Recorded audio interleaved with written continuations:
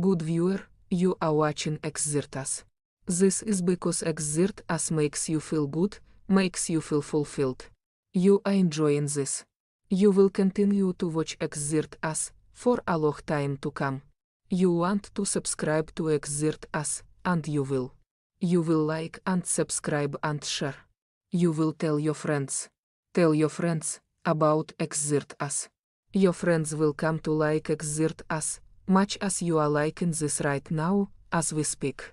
Thank you for subscribing to Xirtus. See, that was easy. Hello. Welcome to the Xirtus.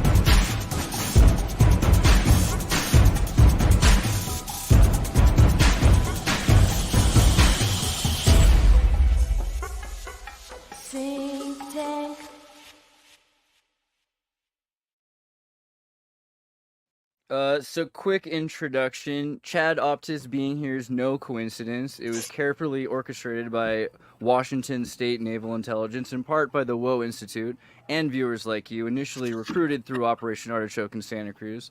Chad was conditioned under the MK Ultra program, molded into a master operative, from a covert op into Topanga Canyon, where eventually, he became a master of the Illuminati. His journey is nothing but extraordinary.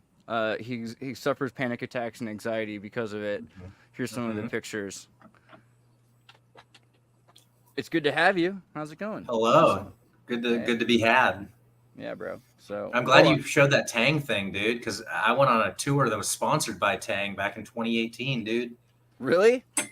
Yeah, Tang sent us T-shirts. At the shows, we would pour Tang in the back of the toilet tanks, the venues. So when people flushed it, it became orange. I didn't know. Wild. So what do you think about Tang? Better uses of Tang, I think. Yeah. What do you think about Tang? That's crazy. Such a Kubrick, such a Kubrick vibe, That's what I think of immediately. Yes. I every winter I, put some Tang on and I watch The Shining, dude. It's a perfect wintertime treat with that film. We were trying to figure that out, what are the most romantic synchromistic films, right? There's a lot of good answers. Dr. Zhivago, Eyes Wide Shut, Adjustment Bureau. I liked You've Got Mail. That was a pretty good choice. That's probably my favorite, too. You've Got Mail. That's a pretty good one. Shop Around the Corner, though. God, I definitely like it more, but You've Got Mail is swell. But the correct answer, of course, was Howard the Duck. So that's important. Yeah, I don't know. I think, didn't you see... Answer. You saw Howard recently, right? Didn't you go to? Dude, I saw that in 70 millimeter in Santa Monica recently, and the theater was fucking packed. I couldn't believe it was a packed house. I thought I was going to be the only person in there, dude. Wait, are we talking about Howard the Duck? Let's go. Yeah. Is that what you're talking about? You saw Howard the Duck in 70 millimeter, dude, and it opened up before the screening. They sang they had an acoustic band do the theme song for it. It was amazing. Do you like the comic book that it was based off of? I don't know. I was raised on the movie, and I haven't really delved into the comic book. I need to. Yeah, he's a little more extreme in the comic book. But yeah, it's Lord surprising that it Deadpool came launched from the Marvel because it's just like the way that whatever that is, that satire is, it's like it's very adult humor. It's funny. Well, he was a prototype for Deadpool before they made a like a legit superhero out of it. But Howard the Duck That was the makes first total Deadpool. sense. Total sense. Yeah, I could see The analog Howard the Duck. in What's DC the too. correlation between Deadpool and Howard? Because they're anti-heroes and they're just like they're like the reluctant thing that's just like, okay, I guess I gotta freaking do this thing now. They Okay, also break Yeah, the yeah, okay, fourth that makes wall sense. in a way. yeah. That's true. A lot of meta I don't know. stuff. You're gonna have to jump back to Howard the Duck because my brain just went to You Got Mail again. I'm sorry. I just can't help but think about Meg Ryan. I can't help but look into her eyes and just remember, what could have been.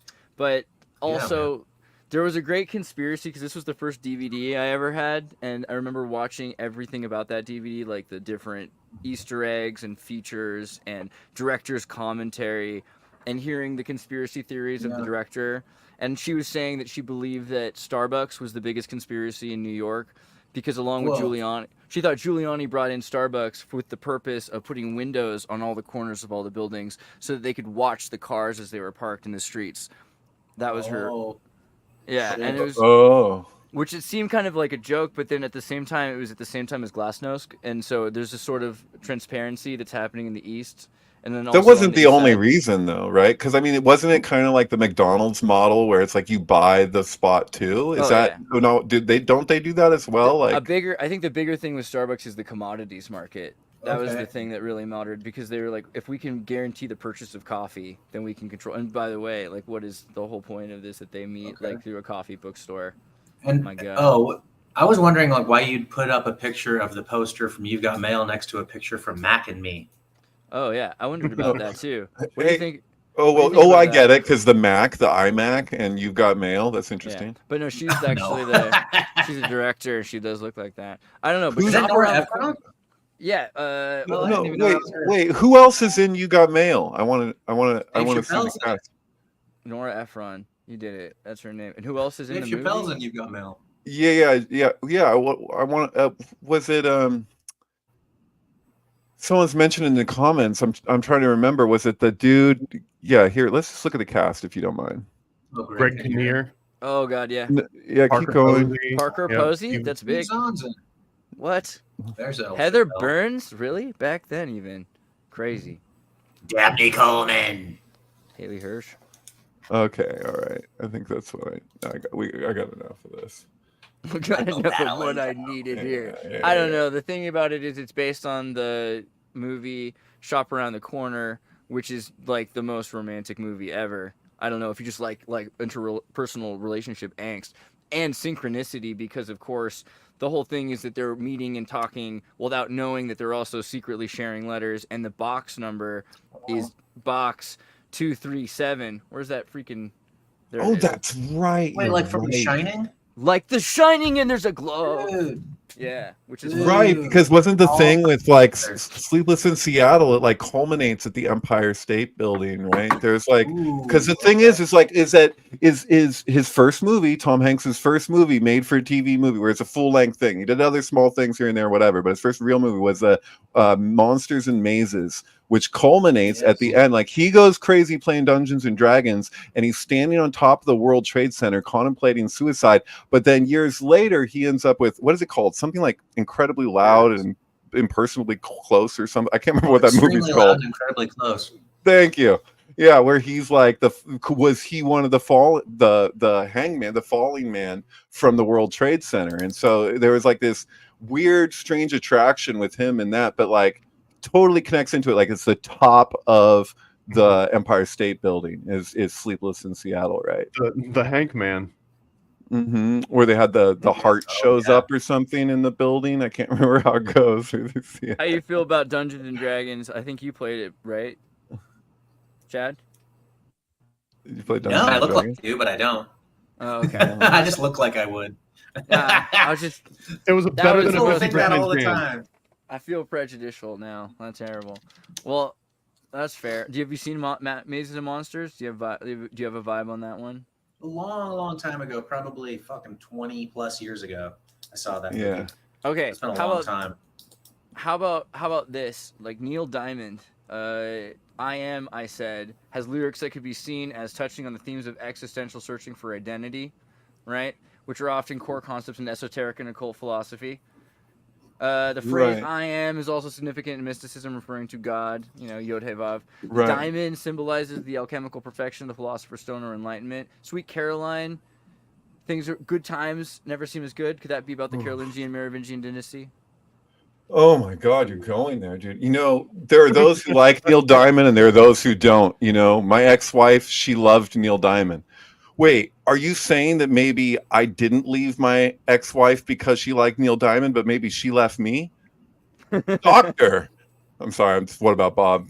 One. But yeah, dude, I can't handle Neil Diamond. You like, I guess sync is sync, like whatever. Like there's a lot of bands that I'll look at and people I'll look at because it's sync. I have to look. But what brought you to Neil Diamond? Alchemy? Chad. Oh, yeah, I think he's just doing shit based around my bits. Are you related to Neil Diamond? What's happening? Does he have No. I do stand-up stand-up comedy and I have a bit about Neil Diamond. Oh, I thought dude, is that not a share. real life experience? I felt like it was a real life experience, but if you don't want to do it, you don't have to talk about it. It was. I saw a bumper sticker that said "honk if you love Neil Diamond," and so I was just like honk honk, and the guy fucking goes, he got all mad, flipped me off, and I'm like, you fucking told me to honk. Like, What why are you if mad it at said me? honk if you're horny? Would he still be mad? I wonder. Exactly. Yeah, he would have stopped his car and been like, "We fucking." I was like, you don't want to stop and talk about Neil Diamond, dude? Come on. So then I go off. I'm like, well, maybe he's like actually like hates Neil Diamond, and the reason he's got that bumper sticker so he can flip off fans. Oh, that makes sense actually. Was Neil Diamond the one that made the little Pono device? Like it was going to be the counter to the iPod, right? That was Neil Diamond, was it not? Does anyone else remember this? I do It was not going to know be this. this like crazy What? loft. Yeah, dude, the What? Pono player. Neil And it was Young. going to be Whoa. like it was going to Neil be Young. so freaking expensive. Oh, that's Neil Young. Yeah, okay. Okay, my bad. Okay. That's my bad. That makes All the more Neils, sense. though, That are makes a in lot secret. more sense than Neil Diamond. There's a secret society of Neils, though. I think we know. Right, but this is after the gold rush. So That's fair. yeah. I saw the Back to the Future Diamond musical. What about that? The Back to the Oh, Future. how was musical. that? It was pretty good. I mean, if you love musicals, you love it. But if it's like you don't love musicals, you're not gonna love it. It's not like Hey, that guy's gonna be mayor yeah, one day. it's great. He is going to be mayor one of And these it's a days. great. It's a great song, you know. But I feel like it's not as good as like the Book of Mormon musical. Still, Yeah. the special Dude, how could effects- you beat the Book of Mormon musical, dude? That's as good as it gets. Get Dude. I don't Trey even Parker like to do it. musicals, and I would go and see that one multiple times in person. Dude, Like, no problem. Mormons like that musical, and I've talked to them about it. In fact, recently, once again, they've been coming to my place, man. I've been hanging out with them. We had a good 3-hour conversation, me and two young Mormon girls who sent out Mormon missionaries, and they're smart, dude. They're smart, and they had a sense of humor about all their shit. And I asked them about the salamander, and I was like, please tell, like, and they were like, no, and they told me the whole story of how that rumor got started, whatever. And I was really disappointed. Rumor. I really wanted it to be like the salamander as an elemental, a fire salamander makes total sense. Like I could entertain that more than I could the tablets. You know what I mean? You gotta hear. Paranoid American did an interview though that kind of is a double reverse psyop that they basically, the salamander papers were real, but they outed it as a forgery so that they could get it out, like one of the skeletons out of the closet, but be like, oh look, it was a fake skeleton the whole time. Look, it's plastic skeleton. Don't worry about it. It's gone now. I like the theory. If so, then that speaks to the authenticity of the salamander in the first place. If you ask me. Exactly. Yeah. I can entertain that. Any fan of Paul Foster Case? No, not Paul Foster Case. Manly P. Hall could probably entertain that if you gotten into that. Kurt, what do you think about salamanders? Can you imagine like interdimensional salamanders that are speaking to people? Does that seem like a reasonable thing? Totally reasonable. Yeah, I'm 100% with you guys. but correct me here. What is the salamander papers were allegedly a forgery, but it was only expanding on something Joseph Smith actually said. It was more ambiguous about like an amphibian that could have been a frog or a salamander that was guarding something, right? And then the way of salamander the tree of papers life. just like a long extension on that very vague thing, or is it That sounds all like a thrown out? Salamander Papers sounds like a fucking dope like political thriller from the 70s. I would love to watch the Salamander Papers. That's what it basically. Tension-filled thriller. That's what they basically was. It was like a dude in the 70s. I mean, at least that's what they say. But at the same time, I can imagine it being somewhat based in some kind of truth, I guess. I don't know. I like the I like the idea that it's a reverse bluff, because they made this giant documentary about it. It's like Murder Amongst the Mormons or something like that, and they talk about this forger. But if it's the other way around, like, isn't that far more interesting? Was that car bombs? Was that car bombs related? Yeah, a lot of that stuff. But yeah, I don't know. I don't think he's got anything that talks about salamanders. I mean, that would be sweet. That would be pretty cool. Too bad. It's unfortunate. I mean, but, I did think though that it was like more or less removed from. This is the problem with the musical. This is why I was upset. Actually, I realized that there's a certain point where it snapped me. And what it was that they changed the plot to not be about the incestuous relationship, and instead to be about a nuclear disaster, and he has to like wear an outfit that keeps him from dying from radiation poisoning because his old suit is ripped, right?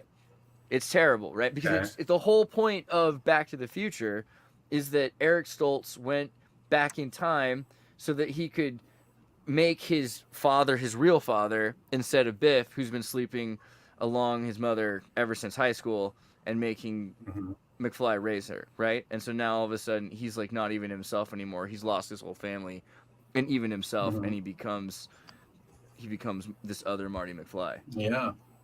Yeah. Andreas, could you do me a favor? Could you go into the private chat and play this video? I think we're good on copyright on this. I can't see this potato chip company no longer exists, so I don't foresee Bluebird potato chips coming after you. All right, I'll give it a shot. I'm really glad. You know what? I'm very glad that Eric Stoltz was cast in the lead of Back to the Future. Otherwise, we would never have gotten Michael J. Fox's turn in Mask, which was an Oscar-winning turn. Like, if that hadn't happened, dude, thanks for sharing. Got it. 'Cause I don't think. Can you imagine anyone else in Mask other than Michael J. Fox? I don't think it would have worked otherwise. I think they should have switched roles. I think that Cher should have been the Mask, and the Eric Stoltz should have been like the father. You know. Okay. I don't know. I didn't understand that. He was more of a powder guy. Yeah. Okay. Sorry, I don't even know if I agree with myself, but play this. Check this out. Wow. Hey, kid, you all right? Everything's gonna be all right, Doc. I'm thrilled. What'd you bring back? Bluebird potato chips. A good? Great. A great new chip with a great new taste, because Bluebird makes them in a whole new way. Bluebird, the taste of tomorrow, today. Anyone make chips as good as this in the future, kid? They didn't get through, Doc. Bluebird, the taste of tomorrow, today. Okay, so I want to point out to you guys that if you see Joe's video, Back to the Future predicts 9/11, and when he's showing you the flaming 9/11, that's like you got a 9 on the side of the screen, and then there's the 2 lines of the fire of the tires, right, that make up the 11. So like there's an encoded 9/11 when he goes Back to the Future in the movie, not this commercial. I'm sorry, I'm misleading, but it's gonna tie into this commercial because the Bluebird Motel, which there's a big billboard for in another part of Back to the Future, that hotel exists right next to that 9. So if you see like images of like the whole scene that's there, like from Back to the Future, you'll see it says Bluebird there with the 9/11. What is Bluebird? Bluebird was MK Ultra, right? So like the original name of the CIA program that ultimately became splintered into this umbrella project of MK Ultra, you have it was called Bluebird, which is named after the children's Bluebird, which was the basis for the Wizard of Oz. So like, and there's been multiple versions of the Bluebird from over the years. One of them was from 1918. This is this old Russian fairy tale, and it's extremely Kabbalistic. So like the whole premise is so similar to the Wizard of Oz, and it's all about class. Like it's the poor kids looking at the rich kids across the way, and then they go into their imagination and in their dreams. And so there's an archetype for everything. Is this this is something else? Yeah. This is Bluebird. Skyline, dude. No, well, maybe it's another version of it. Is this even an earlier version? I don't know, but yeah, there's this 1918 story. It's freaking trippy as hell. But there's also a version of it from 1976 that has Jodie Foster and like this all-star cast that was filmed behind the Iron Curtain during the Cold War. Like, and it's an American film filmed in Russia. And it almost feels like, because of the esoteric significance of Bluebird, it's like the Russians just like allowed us to do it in the midst of that conflict. It's so weird. Right, there's a play. This is from Peter Levenda's Sinister Forces series, where I think he talks about some of this. But a play called Bluebird, and the play, it starts on Christmas Eve, and the entire premise is these two kids set out to find the Bluebird of happiness, that's the entire premise, and he ties that in there. He also pokes out that Lee Harvey Oswald was seen at a Bluebird cafe at some point as well. So there's all these like really interesting MK Ultra, and just to be a stickler, just because I'm like an MK Ultra nerd, I believe it started as Project Chatter with the Navy, and then it slowly morphs into Bluebird, and then Bluebird turns into Artichoke, and then Artichoke turns into Naomi, like Chad, and then Naomi turns into MK Ultra.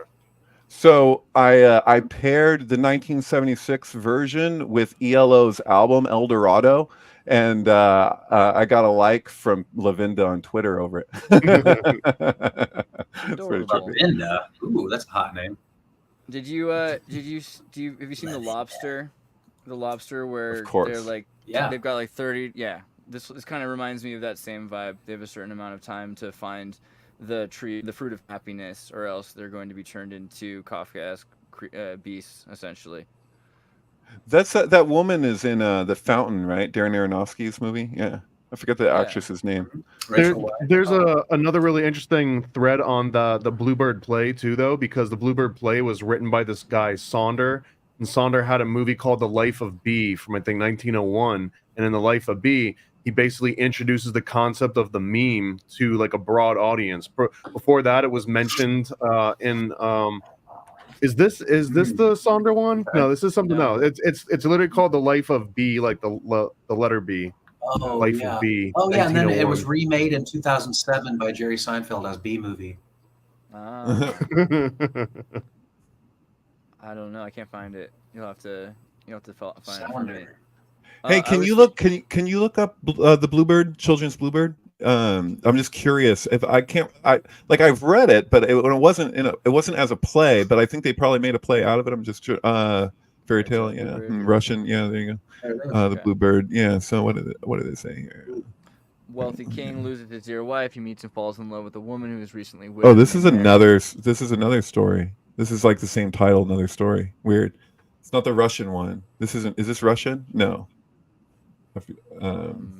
It's French, it says. Yeah, no, I'm talking about a Russian story. I guess Bluebird is a thing elsewhere too, but yeah. I know the Blavatsky Bluebird story. There's like, I guess, Russian. What's the Blavatsky Bluebird story? That no one could see blue before. Essentially, it was like this bird that brings in a whole new color, and in the process also blocks out the sky, because all of a sudden everything you see is the blue sky. Before that, the sky was always bright colors and constantly amazing, right? Just explosions of stars everywhere. But now we have and it's also interesting because the amount of blue that takes up light spectrum is triple what we can perceive in other spectrums. So it's like we're missing some amount of cone that would be able to perceive that. Supposedly there are women, though, in Siberia, where these fairy tales are from, by the way, that have the idea, they have the capacity to see more colors. Physically, they have more cones and rods. So there probably is like a physical truth behind that. Right. Well, she referred to that as like the nominal world, right? There's like the phenomenal world of what stands out in space. And we say for something to have existence, it has to stand out in space. Otherwise, it doesn't technically exist. But her idea was that there's like a nominal existence, for lack of a better word, Trippy.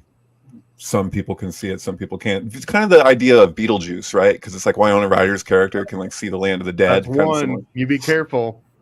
Oh shit! Yeah, don't say it 2 more times, dude. Dude, why do we not want that dude to show Did you up? guys? That Did you feels silly. guys? He's Did you invited. guys? Did you guys see? Did you guys see Beetlejuice? No. Yeah. I'm gonna see I it this did. week. Okay. We can't spoil it for him. Come on. It was guys. all right. It was all right. It was kind of weird that the way that they focused on that one dude who was like got in trouble for pedophile shit, whatever. I forget the I name don't of We the feel- didn't actor. focus on him. Sorry, we're spoiling. We don't want you to spoil it for No, him. they bit him. Oh, you've seen it? I saw So- it. I Yeah. haven't. Though. I Okay. haven't seen it. Don't spoil This any is of the He hasn't- fine. It's just a spoiler. Is this a spoiler that he's bit in half?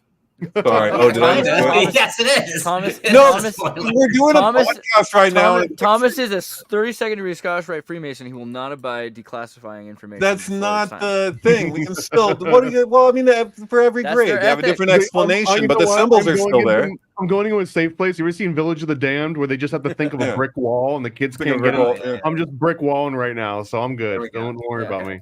I tried to play that with Pink Floyd's The Wall when I was in I junior high. It didn't work. I tried to focus, if we ever talk about things like that, on things that no one would, that aren't related to the plot exactly. You know what I mean? Okay. I feel like I did yeah. look up if it was worth seeing in 4DX, which is something I didn't even know was like something that existed. I went because I haven't been to the movie theater since the first Star Wars reboot came out, and I went and I hated it. I haven't been back since. So I was my looking God. and I was like, what They're are all these freaking acronyms? And there's like RPX and RX and PX and 40X. And so I had to like spend 2 hours just to figure out what the hell all. And then there's reviews on like, well, should you see this movie and this acronym? So anyways, it turns out that Beetlejuice is not one that you want to see in 40X because it rains in the theater when it doesn't rain on screen or something. I don't know. But it was like save your money because also it's like $30 a friggin' ticket. Like this is an old man rant that I'll go into, so I'll stop. Yeah. I mean, it is kind of a cloud, you know. It's so ambiguous. Like, do you guys all know what all these acronyms are? RPX and 40X and all this stuff? Yeah. I don't know all of them. I know what most of them stand for. Yeah. What's the And RPX? yes. RPX might be franchise based, but it's like Regal Premium Experience, which is like their IP'd version of what 40X might be. Chad as like goes a to movies standard. all the time, actually. Like, I go to I movies see- a lot. Yeah. But I usually don't go to the I did go to IMAX for the Alien movie, but usually I don't care. I don't care. Which about that alien stuff. movie? The new one, Romulus.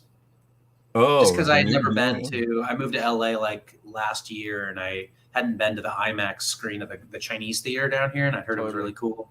So it was worth going once to like see what it's like. But I wouldn't, I don't need to go to. I saw the Rolling Stones Voodoo Lounge tour in an IMAX, and that was pretty cool. I like the Hollywood Cemetery. I Yeah. saw I went there. Valley I go went there on a Saturday. Oh, what did you see? They showed Pee-wee's Big Adventure. Oh, right. I think you. It's awesome. Danny Elfman was there. Danny Elfman. Speaking of Tim Burton, there you go. Wasn't that his first movie?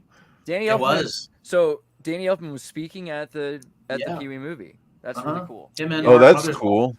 That's a See, reason to go to the man. Hollywood. That's a reason to go It to the was Hollywood awesome. Cemetery.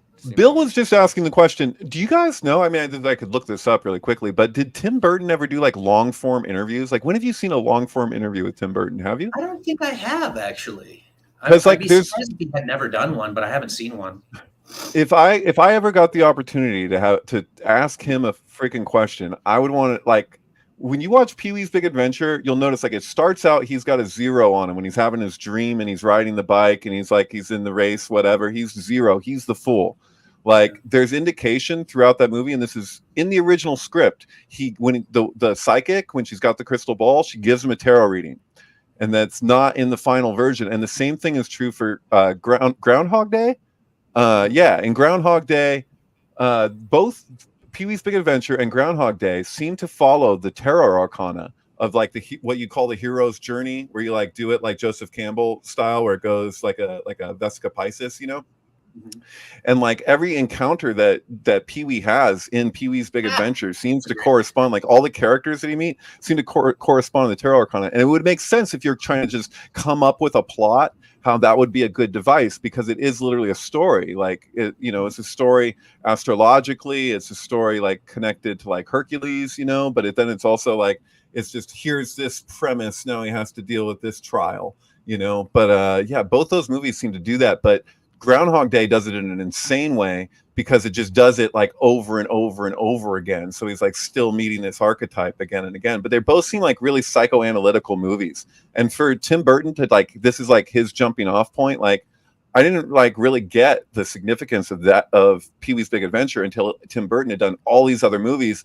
and I can see how he kind of relates to things, and so like he's kind of, I don't know, he's going somewhere. The dinosaur scene is like a classic Burton flair to it, right? Like a dark, surreal Candyland feel. That's kind of what Right. that movie is. And doesn't he almost kill somebody at the beginning of that movie? He almost drowns the fat guy, right? Oh yeah, he attacks him. Yeah, he's like trying to get his bike back. He's like, "You stole my bike," and he attacks him in the pool. Yeah, totally. Then he gives him that gum.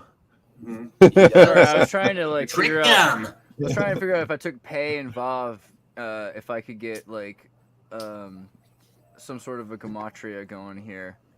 Pei is what, 90? Is that what is Pei? No, that's Ian. What is 80? 80 and Vav is 6. Yeah. So 86. There you go. What do you got for 86? I don't know. I'll think about it for a while. Why Pei and Vav? What are we looking at? Who doesn't love like a little autistic numerology? Pee Wee Herman would love it. Oh, okay. Pee Wee Herman, I see. Oh, I got you. Okay. Pei Vav. I don't know. Have you seen Wonderwell? Do you guys know about this movie? So this movie, I was like looking for it forever. So let me just Wonderwell IMDb. So Wonderwell is a movie made in 2016 with Carrie Fisher. And it's like a witches movie about girl in Italy who falls through like a portal into the Wonderwell, into this other. How would you rate it? I don't know, man. Like clearly it knows I'm interested, and I've been trying to figure it out. It's like, where do you find it? How do you see it? Like, do you have to like try to pirate it? No, dude, it's free on YouTube right now, and it has just the craziest thing involved. Like, it didn't come out until June 2023. That's the other thing. Wait, what was the? Could scroll up to the rating. Rated PG-13 for what? Oh, scroll down now. Rated PG for thematic elements and suggestive content. For thelema, for occult. That's literally what that means, right? Okay, think about it. that's so funny. It's like, because this is a movie that encourages your daughter to be a witch that we shot in Italy and we couldn't release for 10 years. Dude, I tried to find this movie and I couldn't find it. So like a couple years ago. Get ready for it because it didn't come out until just now. But the music too is written by Sainko Namchalak. I mean, have you heard of this lady? She's like Yoko Ono and Aleister Crowley in one. She's She's amazing. I don't know what this thing. I've just started watching. Oh, I know this lady. This is totally. Yeah, everything she does is an occult practice music thing. There's this great video of her just like lying on the floor, just screaming, just screaming on the floor. Hold on, let me find it here. It's like right here. Yeah, there she is. There she is, and she's just lying on the freaking floor right now. I don't know. That's a crazy lady. I like it. So she made the music, which tells you that there's some occult going on there, and you can find the movie for free now on YouTube if you just type in Wonderwell full movie. Is that where it was? The movie they didn't want you to see. Yeah, but what about Wonderwall? Is it related? Do you know about Wonderwall? I don't know. It's Black Wonderwall was produced by George Harrison. Right. It's like a Beatles movie without the Beatles. So did Wonderwell get released to coincide with the reunion of Oasis? Ooh, interesting. And is there a Beatles thing with Wonderwell? Are we trying? Because yes, I'm a witch. You know, Yoko's album. Yeah, interesting. I can see there's like a sync flick sort of brewing in David's head. There's something going on right now. That's interesting. Well, because the thing is that you play What's the Story Morning Glory with Wonderwall, and it's incredible. But yeah, so it's like you'll see Beatles references throughout the whole movie, but it's not just that. It's like the way that movie is shot and what it is. It is that album. Like that's like the purpose of that album, and it makes sense that like, because I was like, what a bunch of arrogant fucks, like with Oasis when they were just like, oh, we only take compliments from the Beatles, and it was this whole thing. And I was like, there it is right here. So by the way, just so you know, like David Plate is, you know how like people synchronize Wizard of Oz with Pink Floyd? Have you heard of that thing? So that's the Dark Side of the Moon. That's what David does with all movies and music, and he figures out pretty interesting things because a lot of time there'll be like a producer of an album or an editor of a film, and they're maybe friends, but they work for a different company. Or there's something else going on. Maybe like the artists of the band are really into a movie, so they make it to play to a movie or something like that. But there seem to be legitimate reasons why people do this consciously, other than also sometimes where it just works really well and it's cool. But there's something like you just said, like when you think about Oasis and that Morning Glory movie. I mean, like that's like an interesting what if, but you can actually check out the sync that David did of Oasis with Wonderwall, which is pretty cool, right there. Yeah, I mean, a lot of stuff will happen just like the syntax is crazy. So like I'll put something together for certain reasons, but then like later on I'll find out backstory connections that I wouldn't have guessed. So like, yeah. It's And Wonderwall is interesting because it's kind of like what do you say? It's like about a British peeping Tom who's seeing the '60s happen in front of him. What do you call it? Yeah, he's all in his mind. He's knowledge. So that's the Green Apple thing. So he's like the son of man in the painting that Apple named their records after, you know. So like that'll play like a prominent thing. And there's a character that he interacts with repeatedly who's like all green. Like everything he has, like his car is green at one point, and then it's like got this. Oh my god! Gives him like the green apple, and then like it's Jane Birkin, so it's Charlotte Gainsbourg's mother. You broke it down for me so fast. For some reason, I never looked at it like every character is part of the same mind, and that this movie is all one quantum psychology. But that's what's going. And the shadow. Oh my god! Right? Is this connected to the song? Like, did they write the song about this film? The song is overtly taken about this movie. Oh wow! Okay. And then, but it's also a concept album, and so the concept of the album is like they're the same freaking thing. So like, he ends up like saving this girl. I don't want to give away too much, but the story is like the poetic way in which it's delivered. You can put everything together without the audio. Like it's very straightforward. Though I do turn the audio up in between the vocals of the movie. That's a funny. I love that image there. This one, right? Well, there's a subliminal 666 because there are two cigarettes there have sixes on them, and then there's the six of the pack. Oh shit! Okay. Yeah. A little bit of that perfection there. This reminded me earlier, I was thinking about the myth of the Minotaur can be understood as a representation of a single quantum psyche, with each character symbolizing different facets of the self. The king represents the rational, conscious mind that seeks control over the primal urges. He's like, wants to eat a salad. Daedalus, as the intellect constructs mental defenses of like the labyrinth to repress these instincts embodied by the Minotaur. The Minotaur is this brutal, chaotic, and conscious drive. The queen symbolizes desire and empathic emotion drawn towards the repressed primal nature of the self, seeking integration, and her manipulation of Daedalus reveals the inherent tension in the psyche. Repression, the labyrinth inevitably fuels the return of the repressed desires as the emotional and instinctual forces yearn to break free from intellectual control. So, like, every character is one person. That kind of was my thought earlier. Mild synchronicity. So, like, I had a steak today. Nice.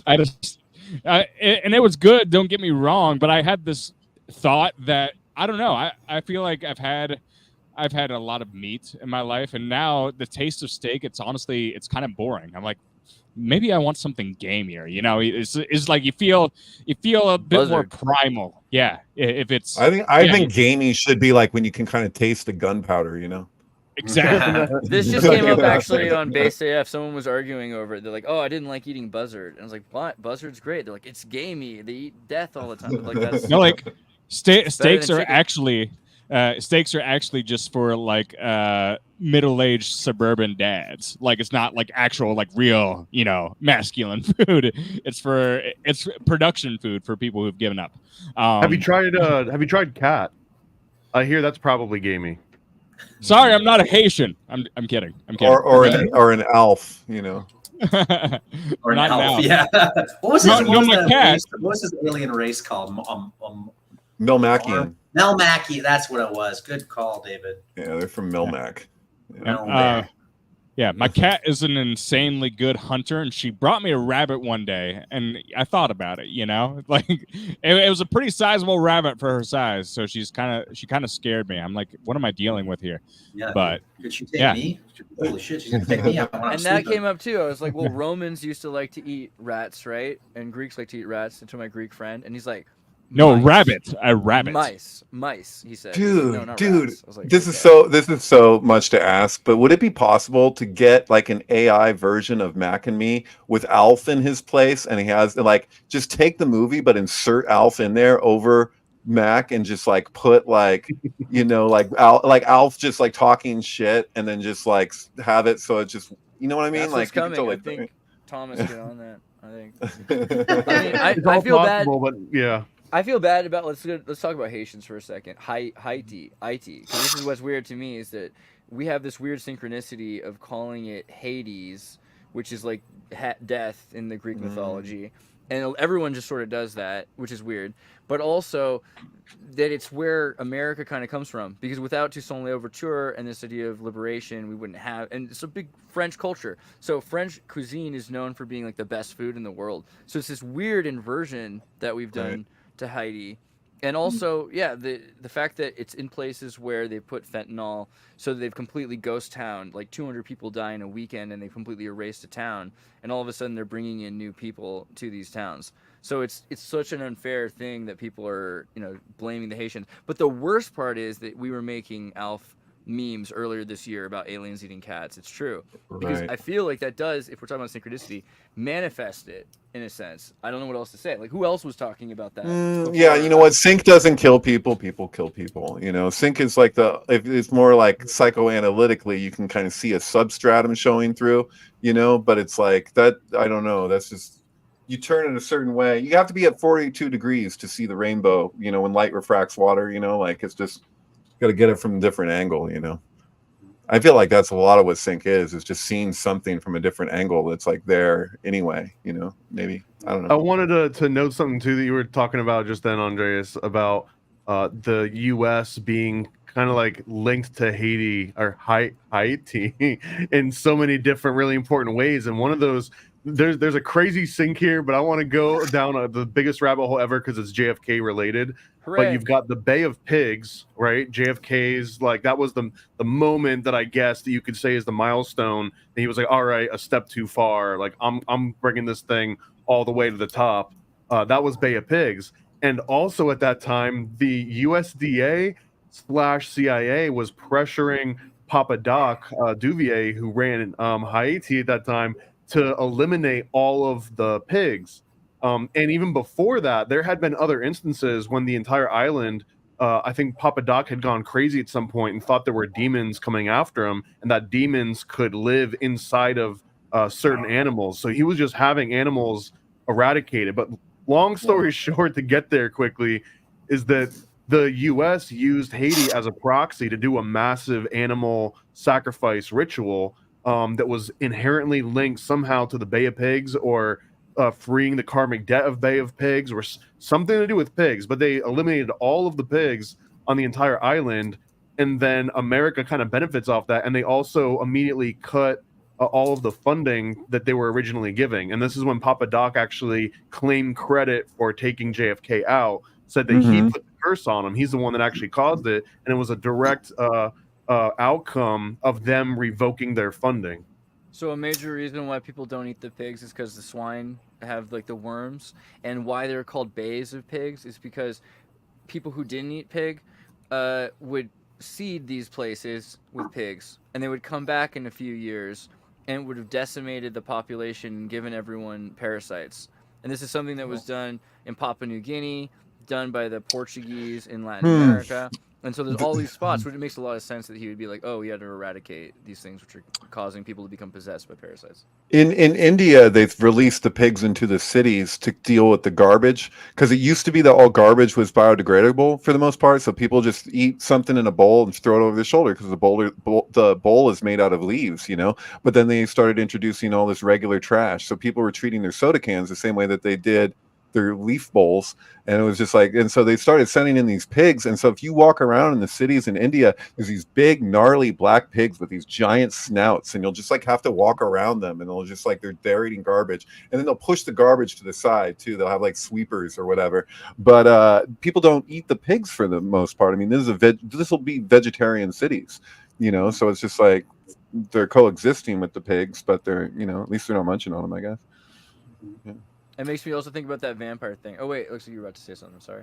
Well, oh, no, I was going to mention, like, because you said something about people believing, like, demons could infect certain animals. Do you think that's based around that biblical story about Legion, where he put all of the demons into the pigs and they like Into the ramped pigs. Well, especially in Haiti, that would be like a direct adaptation of like Catholicism, but Catholicism X. Mm-hmm.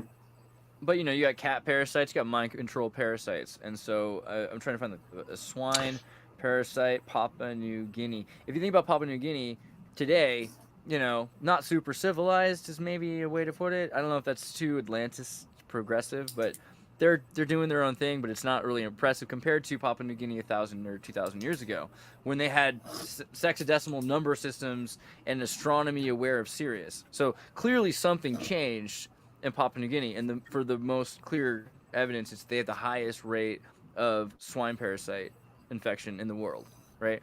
So and then figuring out where that came from. Well, slave traders had been doing this for centuries. So over 1 billion people on the planet have it. So if you eat undercooked pork, you risk getting this certain kind of parasite. It's what RFK Jr. had, because he was eating undercooked pork in the third world, and which is interesting because he's done all this stuff about the slaughterhouses. But yeah. It's so fun though, Is this what he attributes his brainworm to? Was from eating? It's pork? known that that's what happened. Yeah. Wow, really? Yeah. Whoa. From eating undercooked pork in the third world. It's pretty wild.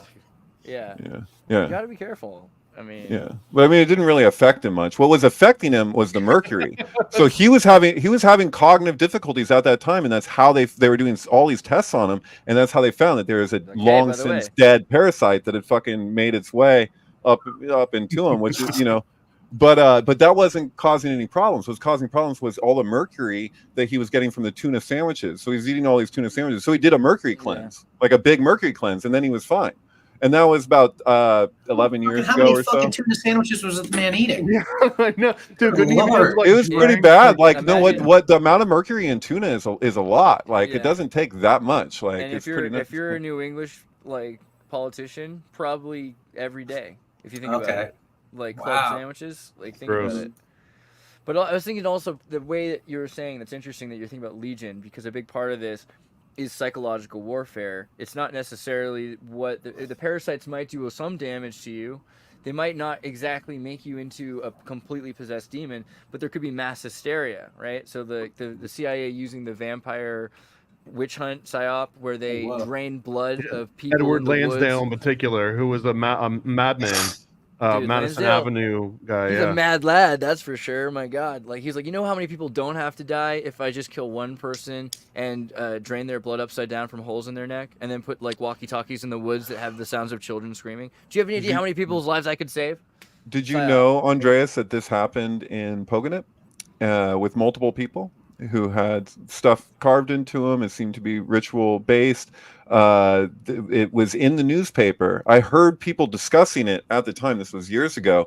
Like the homeless population was all freaked out about it, and I didn't know which way. I was like, is this just like a current or urban legend or something? But then it showed up in the paper. It wasn't in the front because this is tourist season, but they did report on it a tiny bit, and it was like, yeah, these people were found drained of blood, hanging upside down in the wilderness out here, right near where the Lost Boys house was.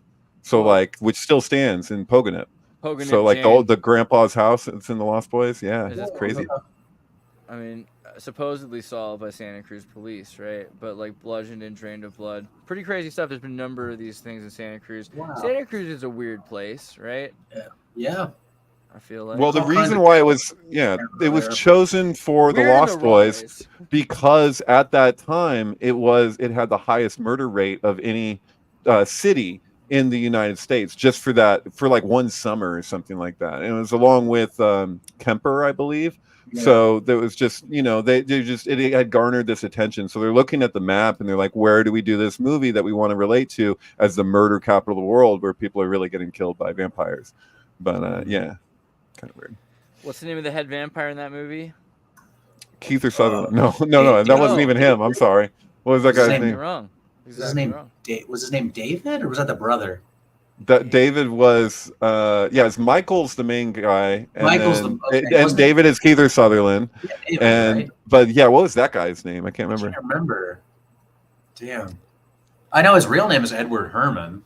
but I don't know the character's name. Boys. It was real quick, but I don't know if any of you guys saw. I did a really quick sync on how the movie Cocoon and the movie Lost Boys are inherently Max. about the same thing, and they even line up directly where one spot where Keith Sutherland and what the hell is the diabetes guy? Yeah, Wilford Brimley. Yeah, they both basically say the exact same line with the same cadence and everything. Really? But, so his name is Max in this movie, but the thing is, he's the guy in charge of the vampires. He's the guy in charge of the town in a lot of ways. And the kids say, like, we have it on high authority that there are vampires and werewolves and ghouls in City Hall and the mayor, right, etc. Mm-hmm. So who in Santa Cruz at that time is the mayor? I don't know. We shouldn't say it probably here, but that's a direct. That's what's going on. Is this a direct link? You're right. Yeah. I hear you. Yeah. Yeah, exactly. And so they're saying like the Santa Cruz street. What do they call them again? The Melrose Gardeners, I think, is the name for like some of the parapolice military, like the cleanup crew of Santa Cruz. That they're the vampires are really underneath the establishment. The establishment is the weirdest part of Santa Cruz. It's the people that wear collared shirts and run the business association and are part of the Rotary Club. Look up Brotherhood of Justice. Brotherhood of Justice was one of Keanu Reeves' very first movies filmed at Aptos High. Apparently, the reason why they chose Aptos High for this made-for-TV movie was because Aptos had so many protests. They were like the Berkeley of high schools in the United States at that time. So there's like all these protests, all these walkouts. Everyone's very politically active. And so this movie is about like vigilantes at the school that have to take things into their own hand because people are pieces of shit. But you risk the Nietzsche quote of like, beware that when you're, looking at monsters, that you yourself don't become a monster, like look into the abyss and the abyss stares back. But like, so I don't know. After the movie played on TV, everyone the next day would do a thing when they saw each other where they just go, the Brotherhood. And they like put their fists out because it's like in the movie, so everyone's doing that for a while. The Brotherhood. Dude, we got to listen to Wilford Brimley now. We won't ever die. We won't Never get any grow older, up, Michael. and we won't We'll ever never die. die. So shit. we won't get any older, we will never die, and We'll then never die. That's scary. We won't get any Grow up, older, Michael. and we won't We'll ever never die. die. Oh, I could live that for 10 hours. Oh god. Dude, do you know when Wilford Brimley says the F word in Ewok, the Ewoks The Battle for Endor? No. You ever seen Ewoks The Battle for Endor with Wilford Brimley? Yeah. Because there's an Ewok adventure, and that's the one people are generally more familiar with, I think. But but there's if you put in like Wilford Brimley, like F word, Just saying, Chad. Ewok. I just want you to know, Chad. I freaking found it. Okay, just so you know. Hell yeah, dude. All right. Okay. I'm All right, proud of Ewok, you. That's crazy, isn't it? It's pretty autistic. Ewok Battle for Endor and Wilford Brimley F word or something. I don't know. Like he says he burns himself and it's oh fuck, and it's like they put it in the G-rated movie, and somehow it's just Nice. it should come up. Oh, wait. Oh yeah, see that one there where it says no, Wilford Brimley doesn't drop the F bomb right there. Oh, it's just see that? Yeah, here he says it, man. It's about to do it. Yeah, on a volume, I guess. But it's okay. Whatever. You don't need. He does. Oh, okay. Take our word for it. He says the F. Yeah, it's the audio, Okay. But no. Anyway, who cares? the old I love double that. reverse psyop there with the title. See, that's I liked better Star Wars. I like that Wilford Brimley in that clip, the same line as the Lost Boys, like, we'll never get older and we'll never die. It's like, buddy, you're old as fuck. Like, Older. I won't get, what you want to, isn't it going to be amazing that we get to live in these bodies? Like, dude, what? Yeah, but didn't you watch that movie, the Jordan Peele movie? Like maybe he's saying to the kid, it's like Nancy Reagan in Skeleton. Why did you just say the Jordan Peele movie? What? It's like The Cocoon? He's a body leaper, It's Ron Howard, isn't it? Is that a Ron Howard film? It is a Ron Howard movie. Is it Ron Howard? But the reason why I'm reacting the way I am is because the whole time we've been talking since Lost Boys came up is I was thinking about Us, which is a Jordan Peele movie. Right. I was talking about They. Oh, I think. yeah. Which is the one? Them? Which is the one I'm thinking about? Get Out. Get Us. Out. I was thinking about Get Oh, Out okay. because it's about body leapers. Oh, word. And Yeah. Gene John Malkovich. But Yeah. Us is of course shot at the boardwalk, which I'm very jealous of. Good job, respect. Mhm. What was it about that movie you were thinking about? Oh, just every like so us is a extension of The Shining.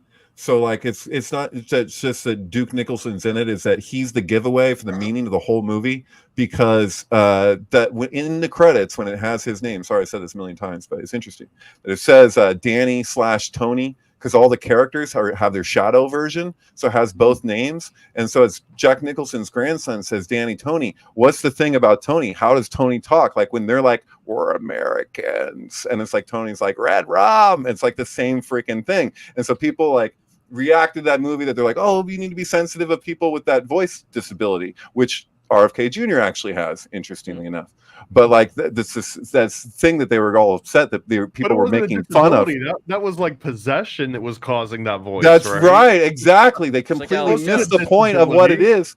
You're right, and it's not just possession. I don't think, because I think that in The Shining you can see that he's relating it like to Carl Jung's communications around within the Red Book, and also like his ideas of the shadow. Like it's this whole thing about repression. So it's like these are other sides to themselves. You see that throughout us, where it's like the things that people are repressing are coming up on their own, and they want to hold hands. That's why it's like the Hands Across America thing, and the way they show it from Santa Cruz to New York is that they're like they have this like it was such a weird predictor for COVID hysteria, because it's like this is like what are their shadows wanting to do but literally hold hands across the country because we're so divided. And so it's like it's what is our actual desire here? Like it's this what's been pushed down, and then and the big giveaway of the whole thing is that the mom is actually from the underworld.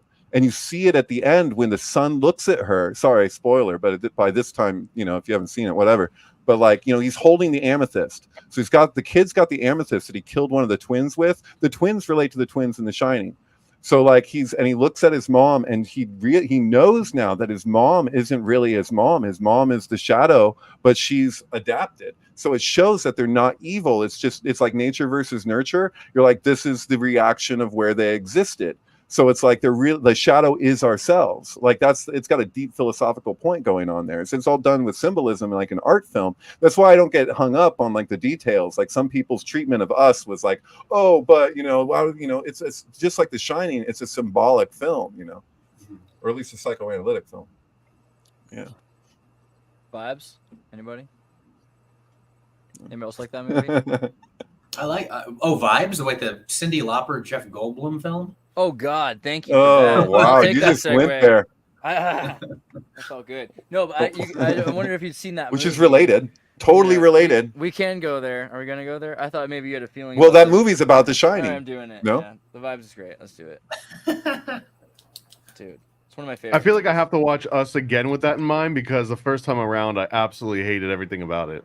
What? Yeah, a lot of people did, and really? Even like people that I've. This is one of my favorite movies as like an 8-year-old. I think the first time I saw it was like 7 or 8 years old. It was like 1997. I've never seen that poster for it.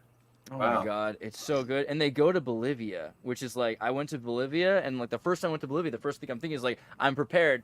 All my life, I saw Vibes. I mean, that's like, it's so I'm ready. I'm ready to go. It's perfect. I don't know how you feel. The Secret of the Golden what? What is the other part? I never seen an extra title. Secret of the Golden Pyramid. Okay, that makes sense. In Bolivia, because they go to Titicaca, right? Yeah, but they actually end up in Machu Picchu or something like that. Did you know that Dan Aykroyd was originally supposed to be in it, but him and Cyndi Lauper like hated each other? Wow, that would have made it so good.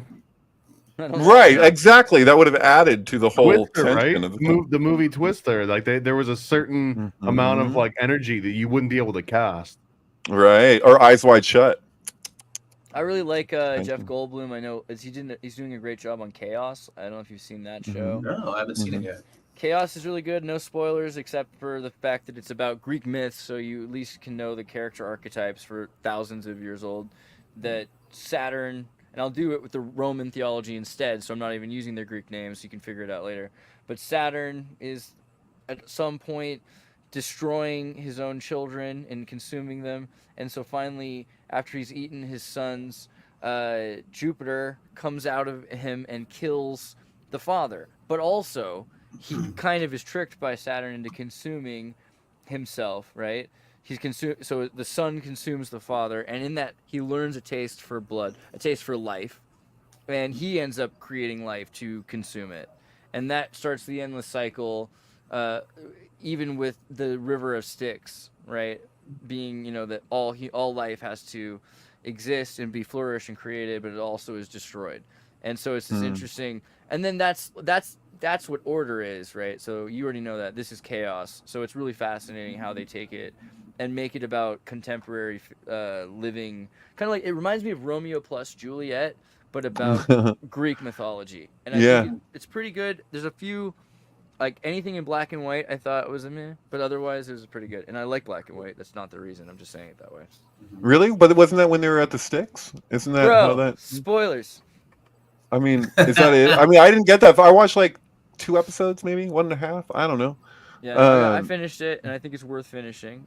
I liked. There was a bit in there about voting that I really liked, where he was talking about kind of the heads I win, tails you lose. Like, we would never leave this to the public to really make these. We don't see them as being able to make these big necessary decisions. Right. It spoke to like that they were like, it felt like they were like corporations, or like representing corporations or something, like the gods, like who is ruling over the rulers, like the people that we look at, and like the politicians and stuff, and it's like, who are they controlled by? And so it got really, it got interesting, as though those corporations on their own are like these kind of like archetypal intelligence that may as well be the gods. Like, the highest point in Athens when it says know thyself, so you're like kind of like in suggesting that all of these different gods and goddesses are just aspects of our own psyche, and that we externalize those aspects of our psyche in our external world, and like in all of our systems. So it's like all embedded in it, because it's like coming from ourselves, super trippy.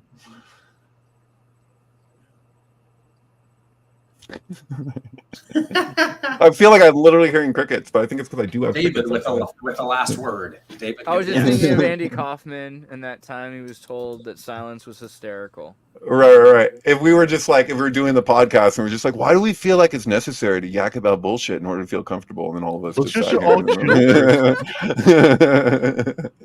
don't know. I almost disagree with that sentiment, though, that any of that comes from inside of us. It does make more sense that it would come from some exterior planet, just like the dumbest example, but the moon. Is the moon emitting light, or is it reflecting light from the sun? So are we just like a bunch of little moons, and you think that you're emitting something, but it's just like that archetype really is being beamed to you from the freaking planet Saturn, and it really is making you think that it's coming from you, but you're just kind of like, it's bouncing off of you. But isn't it like I'd say it's a strange loop, but it seems like more of like a twisting spiral. There's two sides to the thing at the same time, right? There's like what we put out, and then there's what we take in, and each influences each other. My question is like just a matter of like what's actually primary if both are going on. And like I think we relate to things in like a weird backwards way. Like it's something of superficiality of the mind, where it's like we look at the skin of the snake as though it's the snake itself, where there's like the body of the thing is like not what's being really emphasized. I don't know. Yeah, it's in terms of archetypes. I don't necessarily care like what's real. I think I've moved out of that area, not necessarily past it. But I think it's really an interesting thought, like the idea that the moon and the sun, which we're told are, billions of times bigger and smaller than each other or whatever, and far in distance from each other, that they look the same size and right next to each other as an optical illusion. Right. That is an interesting thing. But Thomas, you make a good point, because it's the shine on you crazy diamond, and diamonds don't shine. They're literally like reflecting light. So it's like is the diamond even shining? Like what is shining? Well, that's a good question actually. If you want to bring it back to the Kubrick, but is when they say Danny's the one shining, is Danny unique in that he does emit light somehow, or is he just bouncing it off of something else? Because there's two different right. But what's the point is that some places are like people, and some shine and some don't. So the thing is actually, it's like, where does the line of like when you're talking about life and what life is, where does it really begin and end? So it's like, because that whole space is like he's in a bardo, like as Kubrick described it, as it's a hellish reincarnation cycle, or an evil reincarnation cycle. So he's like moving through the bardos, but he's dead in the first place. Jack is always dead. to the whole freaking thing. It's a death dream, right? But it's continuing on as though he wasn't. Like he's like generations later, like just repeating it. But what's messed up is, and what's interesting is that at the end, the children, his victims get away. Whereas, is that like his eternal punishment because he did the thing and now he has to experience his own experience of what he was trying to do to them? Like it's like instant karma. I don't know. Because like instant karma, that's where the book is named after, So like at the first page of Stephen King's The Shining, it says this is for Joe King, who shines on, and it was like we all shine on, and it's like that came out, like the movie came out not long like within months of John Lennon's death, like beforehand. And the most famous line in The Shining is "Here's Johnny," and Johnny Carson was freaking Mark David Chapman's other target, besides David Bowie, actually. David Bowie really? too. Mm-hmm. I didn't know that. Yeah. Have you guys dived into there was that guy in Santa Cruz who had that like van that was like Stephen King. Oh yeah, dude, I talked to that guy a lot. Yeah. Every time I see that van, dude, I'm like, okay, where is he? Is he in the van? Is he around the van? Yeah, but is he still around Santa Cruz? What's the deal? Yeah, but he got an upgrade. He doesn't use the same van anymore. It's a yellow thing, and it's written on the side of the thing, like all professionally. That Stephen King killed John Lennon. Yeah, I used to see him downtown in Santa Cruz a lot. Like directly or indirectly? Yeah. He believes that Stephen King was basically given permission to kill John Lennon, and that they had a fall guy for him who was hypnotized to not even know that he didn't do it.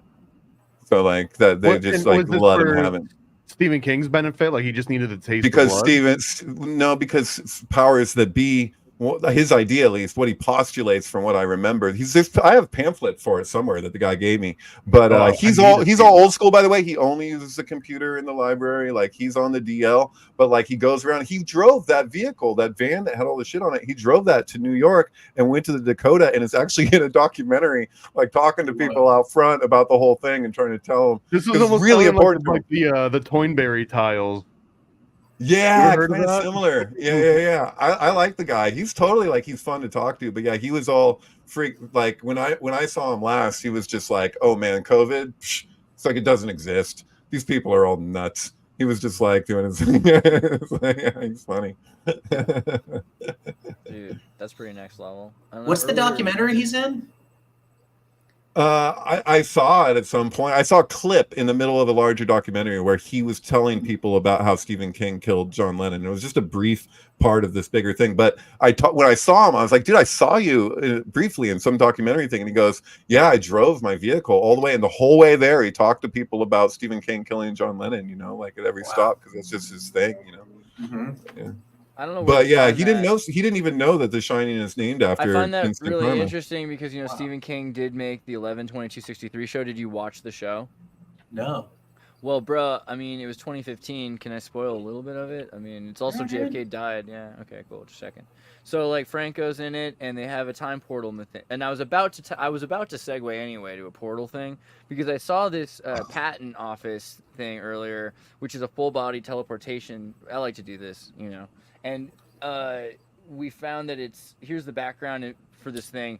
This inventor was walking around. He goes through this gate area as a plane passes by, and for whatever reason, it makes some sort of a charge, he says, and he teleports 100 meters forward. Like he's here, and all of a sudden it's there. Whoa. And so apparently he patents this thing. I don't know, whatever. But that's really similar kind of to like Stephen King's thing here. Is that he's got like a time portal thing where if you go through this thing, you walk through this right area behind this diner, then all of a sudden you end up back in 1960. And so then he has to wait 3 years, but he's going to end up trying to save JFK. And obviously we live in the timeline where that didn't happen. So he does it though, and he realizes it's a bad thing to do that because if JFK is not there, if JFK is there, then the Cold War goes hot really fast, and there's like nuclear Cuba and all this other stuff. That's kind of Stephen King's whole narrative, is that if JFK was president, the neoconservatives couldn't have saved us from World War III, as determined by H.G. Wells in The Time Machine, right? Like, because basically The Time Machine says that World War III is 1964, and we have the Cuban Missile Crisis, and so this idea that getting him out with LBJ and then having the CIA run the government That was what So saved he's- America. He's doing the same thing as like that idea of like Ricky Gervais loves that thing of like if you could go back and kill Hitler, would you? And then it just has endless discussions on it, like it's like the trolley problem, you know, because like if you go back and you change something and what will that affect specifically, whatever. But then he takes that and applies it to JFK. King does, And which he is kind thinks of weird. like he thinks that Stephen King. He thinks that like the Russians would nuke Connecticut. You know. Right. There's a weird sync web between the dead zone, which also ends up culminating with the assassination attempt, where the politician holds up the baby to protect himself. Oh, yeah. And it's like, and then everybody sees it, and it's like he didn't need to get assassinated because the character assassination of just him doing that was enough to be like, oh, dude, you're finished. You know, because it showed where, you know, where the guy was at, you know, that he wasn't a good guy. But yeah, but then that and Sleepy Hollow, because in the Dead Zone, they tell you multiple times that this is the story of Sleepy Hollow. And so Christopher Walken is playing Ichabod Crane, and Martin Sheen is playing the Headless Horseman. But then freaking Christopher Walken plays the Headless Horseman in Sleepy Hollow from Tim Burton with Johnny Depp as Ichabod Crane, and then Johnny Depp in Nick of Time with Christopher Walken, where Christopher Walken is trying to get him to kill the politician, and he's like as like a, you know, like a patsy type thing, and set him up by using his daughter as a blackmail thing.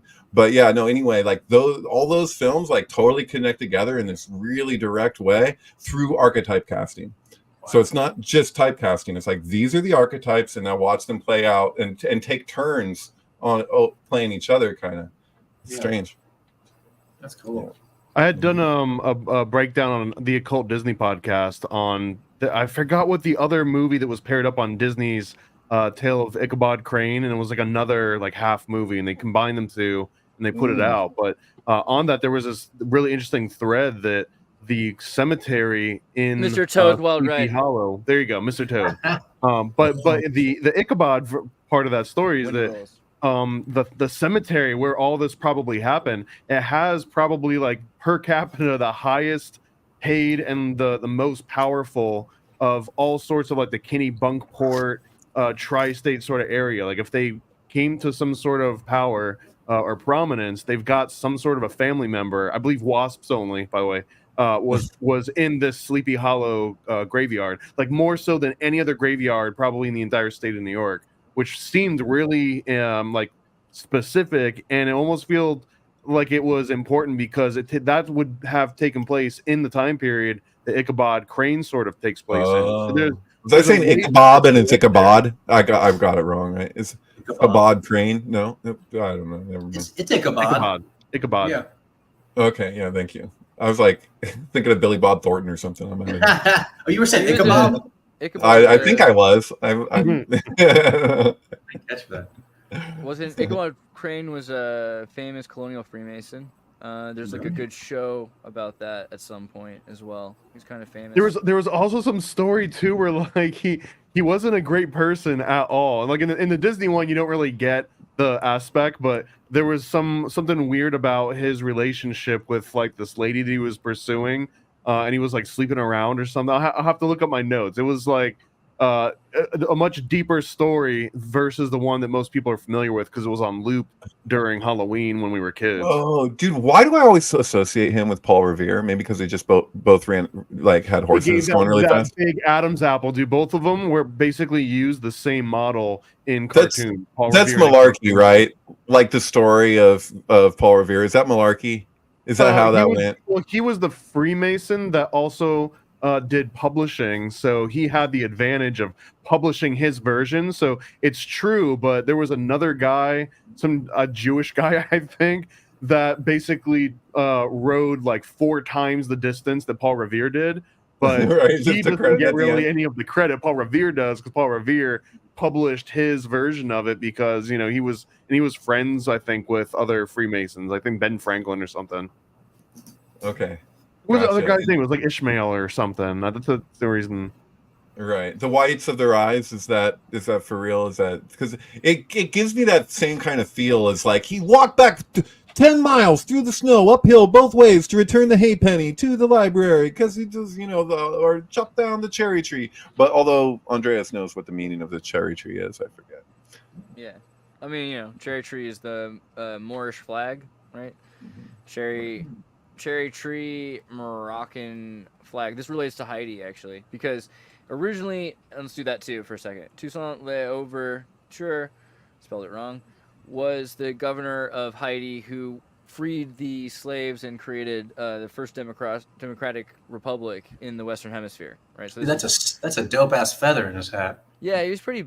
A lot of people say he's based. Some people say he didn't actually invent starvation; he just pioneered it. It depends on how you look at it. Dude, so, that's freaking macaroni, dude. Yeah, it literally is macaroni fashion. And he was super elite. He was intellectual. A lot of people treated him bad, and eventually he died in a French prison of tuberculosis after being captured, and that was kind of the end of that. So Haiti's kind of been one of those sore spots for the rest of history. Haiti was also the first nation to recognize Chile, who were liberating themselves from the Spanish, who had been kind of using the Irish at that point, and the Dutch. There's a whole thing there. And so the whole of the Western Hemisphere kind of fell apart into the hands of Freemason independence through Haiti, but also kind of was co-opted and subverted. So the thing was the main nation recognized was Morocco, and Morocco was known for their flag, which is the cherry tree flag, and the cherry tree flag is a red flag with a vertical looking tree or a pentagram, right? You can imagine that this is supposed to be metaphored as a tree looked down from above, right? So the tree is the pentagram. I gotta think on this. Crazy enough, I just linked. There was this series that was on HBO called "Assume the Position" with Mr. Wool, and he actually covers both of these things in detail. One, he covers the Paul Revere story, but David was throwing up the macaroni. He also covers the Yankee Doodle story and what the macaroni really meant, and it was basically the British making fun of the Americans for being faggy, I guess, or vice versa, and then that ends up becoming like a national anthem, which was almost like the ultimate inside joke. Dude, this was a great show. I forgot that. I love that show. I can't believe that they got away with saying that in front of people back then. It was insane. But yeah, cherry tree. What was I gonna say? Oh yeah, Walt Disney though. Freemason, Rosicrucian. What do you think? Desmoulins. Let's be specific here. You think he was That's only when he was that was him as a child, right? What's the deal? So Desmoulins is like the Boy Scouts version of Freemasonry, and then you can be in it from I think age 12 to 21, but usually you would phase out around like 17, and then if you really cared about it, you would join like proper Freemasonry. But I think that Walt Disney got all he really needed because he wasn't just in Desmoulins. He grew up under the mentorship of Dad, like the original person that founded Desmoulins entirely. So it wasn't just like this group he was part of. He was there on the ground floor with the guy that started it all, the original Dad. And that's one of the things of Desmoulins is that you're instead of having a worshipful master, you basically call your mentors Dad. And Walt Disney had this really weird relationship with his own father. In fact, the FBI told him that his dad wasn't real and he was like an orphan, like he was the ultimate princess. But this guy in Desmoulins ends up becoming his dad in many different ways. And I think as soon as he leaves Desmoulins and he goes out into the world, he's already got Freemasonic principles baked into his head. But as far as I know, he was never had joined the Freemasons proper. He had fraternal training, I guess is what you're saying. That's interesting. As a kid, yeah. Yeah, he was conditioned for fraternal type and dynamics. Absolutely did rituals, did all the things, but just not like the exact. Well, that's what Boy Scouts is anyway. Like Boy Scouts is loaded with Freemasonic symbolism. If that whole Scouts honor, and like I've been into, I think Andreas probably has too. You've been to Cutter? The lodge at Cutter. So like there's like a old Boy Scouts lodge and you can see checkered floors. You look around the room, all the different knots and whatever, but there's this very fraternal vibe to the whole space. And you can it would make sense because Freemasons build houses. Boy Scouts, how do you survive without a house? Like what are the basics to survive? Like you build a tent, it's like the earliest starting point for Freemasonry. We did a lot of our level raisings essentially, with the lights out with only candles. I remember that, and I was like, that's kind of weird. Like, it seemed like a weird kind of Masonic church thing. But I don't know. I mean, that's kind of cool. Like, I was thinking about this too because someone was asking me what denim was. Like, what is denim? And like, denim is a weaving pattern. And like, but is it cotton? Like, it's Egyptian cotton in a weaving pattern, but you could weave other things that way because denim is this ancient Egyptian priest textile, and it makes sense that Levi Strauss and people that brought it from, and the word jeans even is from Genoa, because like people are like, oh, that's the fabric, the textile that they had in Genoa. So that it's even indigo, the color of the Egyptian and the rabbinical priests, and it's put on every kid in America. That's amazing, right? Like, you basically make an entire class of people that are given, like, even as children, of just anybody, any race, creed, color, under the Noahide, they're all given this indigo denim. And that's Is that why everything was Babylon? Like, because Babylon was so known for its textile fabrics. Like, that was the whole deal. And the dyeing of fabrics and having all these different colors that people hadn't even seen in nature and stuff. And it's just like, that was part of the mythos around Babylon and the hanging gardens and all of that. But yeah, that's interesting. Is that worm too, which is totally connected to Dune? You know, that worm that they like well, if you look at like Persian rugs, or there's a certain kind of dye that they get from this bug that's like this is very crimson, special crimson red. And sometimes, I mean, you can still get like a nice rug like that's red, like you can it'll still be made from that. It's called Kermes, like Hermes. Yeah. Hermes. Wow. Okay. Yeah. And this is where they get that color. Interesting. Totally. Yeah, and yeah, so that's the thing is that, you know, it's complicated, but you know, Israel is referred to as a worm in different parts of the Tanakh or just the Torah, I forget, but this idea that like Jacob is referred to as a worm, and it's this idea of something that's so small and in really you know, doesn't have that much influence at the time in which it's speaking to, but like with Dune, they're like flash forward into the future in a biblical context, and this worm that's so inconsequential becomes like it is the spice, like it controls everything, you know. But yeah, there's a whole gematria, very meaningful set of communications around the worm from a Hebrew. I wouldn't do it all justice, but I'm pretty sure that this is where Frank Herbert got the idea is actually from the Bible. What do you guys think about Dune? Do you like the movie and the book? I haven't even seen the new ones. Oh, really? Really? I'm way behind. I've heard they're amazing, but I haven't seen them yet. They're a little slow. I actually prefer the old ones. We could even just talk about them. I don't know. The old ones? I think. What about the William Hurt one? What about the made-for-TV series one, where it's like, if there's any one of them that I was going to play with the Spice World soundtrack, I think it would be that one. It wouldn't be Lynch. Just to bring it full circle too, I mean, Beetlejuice, the original one, ends as Dune, right?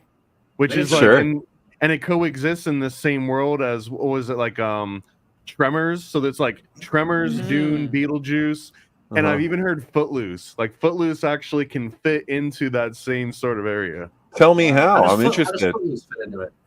Because Kevin Bacon gets into Tremors, so he left the town. Exactly. Not only the degrees of Kevin Bacon, but there's also a sync between the Beetlejuice and the Footloose time periods. And then the Face movie where he like and that Olivia, like her entire way of showing that she's overcome her entire hero's journey is that she dances at the end. And that it like she like the ghosts are preventing her, the spirits are preventing her from being able to do the dance that she really wants to do. And that's how it ends, right? Like that's the big payoff. Right, but the thing is like Footloose is like it's almost like a Clockwork Orange in a way, in terms of that it's like a warning about like what will act like the way things can actually be. Like I didn't realize this when I was young and I watched Footloose, like how like this literally happened. Like that was how I found out about Biden for the first time, was when he had the Rave Act, and he was literally like, we know where these dance parties are happening. They're happening at warehouses. They're happening in the desert. We're going to freaking prosecute the, what was it? Where he's talking about the promoter. What did he say? Do you know what I'm talking about? when he was like, he's gonna go after the promoters and like put him in prison. And I was like, rave promoters? I was like, he's literally the old guy in Footloose. It's actually happening. That was the first time I ever heard of that guy. And then I was like, wait, he wants to be vice president? I was like, that's to let the old rich people in the country know, oh, it's okay. You can have a black president, but this guy with the rave act, come on, man. Well, the other strong tie here, just so it doesn't seem like it's flippant, the other strong tie of Footloose is directly with Tremors, and it's not just the Kevin Bacon connection, but why are they not allowed to dance? Yeah, it's Anabaptism. Exactly. Yeah. You'll trigger the graboids. The graboids will feel the vibrations, and now all of a sudden they're coming up. The sandworms are coming up, so that's why they can't dance. And even further, they don't tell anyone. It's like village rules. And even those underground Lithgows. They're Anabaptist religious, which is a kind of Mennonite, pseudo-Mennonite culture. So they're anti-progressive Atlanticism, which led to the technology like Montauk projects that would have made and genetically modified worms. So that's why. So it's like a Rumspringa. It's like a Rumspringa movie. So if you're Amish and you get out and they make you have like a couple years there, first thing you do is see that movie so you don't take any meth. Ooh. Oh, so it's an after-school special too, in a way. Yeah, because you're like, look, if you're from Footloose, Footloose is really for people to understand, like for people who aren't Amish to understand Amish people, because they're like dancing. But yeah, that wasn't Witness, was it? But if you're the Amish kid, he'll get Tremors, because Tremors is what happens to you when you leave your town, and this is what's obviously happening. I'm seeing it in the Midwest. Hey, Kurt, you're living near Amish people. How do you think Amish people feel when they hear like about quarantine? You know, and they're like, wow, there's like a big plague that's spreading in the clouds in the English countryside. Interesting. Right. I imagine I don't think they care too much, to be honest. Like, I mean, they know what's going on in the world for sure. They have, they work quite a lot. Like, if I was Amish and I heard about AIDS and like COVID, I would probably stay Amish. They got it from homing pigeons, though, right? Like the pigeons, they tell them what's going on. They get from no, I don't know how they get that. They have a Mennonite community always connected, right? Yeah. Oh, is that what it is? Oh, okay. Amish genetics, I'm not sure what to make of them. Like, sometimes you do get communities that you think they might be high risk because it's sometimes, genetic diversity isn't the greatest in some communities, but then you see some families where it looks like the cult just works out amazing. They have big happy families. They're like, oh, we're not part of the capitalist serfdom, and they're totally fine and happy, and everybody's just, it's great because I've taken these people on tours, and it's just like sometimes it is like a really good time. They all have different personalities though, so like yeah, sometimes it depends on who you get. Sometimes it's the most boring thing ever. Sometimes it can be really, really exciting because they're just vibing. But so as far as like what they would think about sickness, I think a default setting in their minds is like, well, the outer world is kind of evil. It's super superficial, whatever. So I think the predominating thought was like, well, that the whole world's getting sick, whatever. That's probably just their problem. They probably had their issues with COVID, but a lot of people in Amish communities are in pretty good shape. Like they have to be because of like their working regimen. So I don't think their death rates were nearly quite so bad as the rest of society. Not at all. Yeah. I think they're fine, actually. I think they're good. Point. Yeah. Yeah, totally. Yeah. They don't vaccinate either. They're all great. All natural food. Yeah. You guys seen Holy Matrimony, Joseph Gordon-Levitt's first movie directed by Leonard Nimoy? Yes. About the Amish community? Yeah. So over the top. I'm sure people could make their takes on it about what Hollywood is trying to convey or whatever, but I think it's pretty hilarious. What is your take? I mean, Patricia, this is pretty, what do you think is about? Look at his face in that picture. He's a pretty good actor. I give him credit. I like him. It's funny. I forgot Leonard Nimoy directed that. Yeah, it's the thing. Because so Leonard Nimoy with the Shekinah making some sort of Kabbalistic symbolism seems a little bit more probable. So what do you think this movie is really about? Well, she's being viewed by them as Lilith, but she's like the Lilith with a heart of gold. So, and it's this whole thing of like, forgiveness, and is she, she's tied with somebody who's her Samael, and then he dies, Samael dies. So it's kind of like an end times prophecy kind of symbolism or something. But then, yeah, so, but their relationship or whatever, it's like this transcends the roles. Like he's supposed to play this role and she's supposed to play this role. They're forced into a marriage by the community. And so because his brother dies, and so you have to marry the brother, and it's some old clause. I don't know the validity of it. I'd have to talk to some Amish people to know if this ever actually goes on. But apparently, Leonard Nimoy thought it was a pretty funny idea, and so he ran with it. But or this could be like an old Ukrainian Jewish tradition, and they just thought it would make more sense for Americans as an Amish thing. Like I haven't done the proper research. Yeah. The thing is, it works though as a movie. Mm-hmm. It's pretty good. I don't know. Yeah, he went from this to Angels in the Outfield. I forget the order of how it went. So. And I can't remember. So what's funny is, is it the same year? Okay, cool. So he's straight out the gate, that Joseph Gordon-Levitt. That's a good idea. He should be definitely doing a comedy while he's doing that movie. Because oh my god, like if I was if you're like a Stanislavski, what do you mean? They're both comedies, dude. Oh my god. Are they not both comedies? Angels in the Outfield is a comedy, no? Yeah, they're both comedies. Okay, good. Yeah, it's like, but like You Can Call Me Al, Christopher Lloyd, like that, Lieber Al, like that whole thing, like, oh, no. Yeah, like because the way that Back to the Future predicts 9/11, how it shows that it connects Michael J. Fox in Back to the Future with Joseph Gordon-Levitt in The Walk, which was another Zemeckis film, right? So you've seen Back to the Future predicts 9/11, you know what I'm talking about. But like, isn't it interesting then, like, that Joseph Gordon-Levitt is here with Christopher Lloyd playing an angel? Like, it connects this whole kind of like religious thing into it, it's weird. Mm-hmm. Where's that shot of him? The Walk, Levitt. Just want to find the picture of him. Well, yeah. The Walk is on my website with Leonard Cohen's Popular Problems.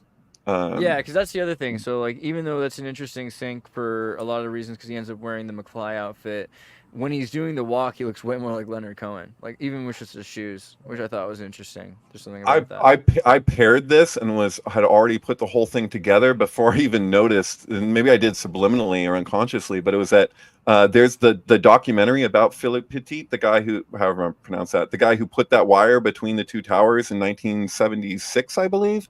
That documentary about that guy is called Man on a Wire. And what is Leonard Cohen largely famous for but Bird on a Wire, which is a name of a Leonard Cohen documentary. So you have two documentaries, Bird on a Wire and Man on a Wire. And I put these together. I also didn't know until I'd already was working on doing the volume between the vocals, because I didn't know that they sing Suzanne in this movie. So like the woman who he connects with, who's like, a fellow panhandler, like she's playing Suzanne in between the two songs in the pairing. It totally tripped me out.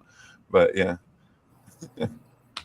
Yeah, I always thought Angels in the Outfield was kind of interesting because you've got like the family are falling apart and refusing to take care of the kid, which is a sign of society as it's breaking down, but also that people have made their choices and they're gonna have to live with them. So like Tony Danza's character is going to die no matter what, and it's just that's what's coming now, but you have to wait for it to happen.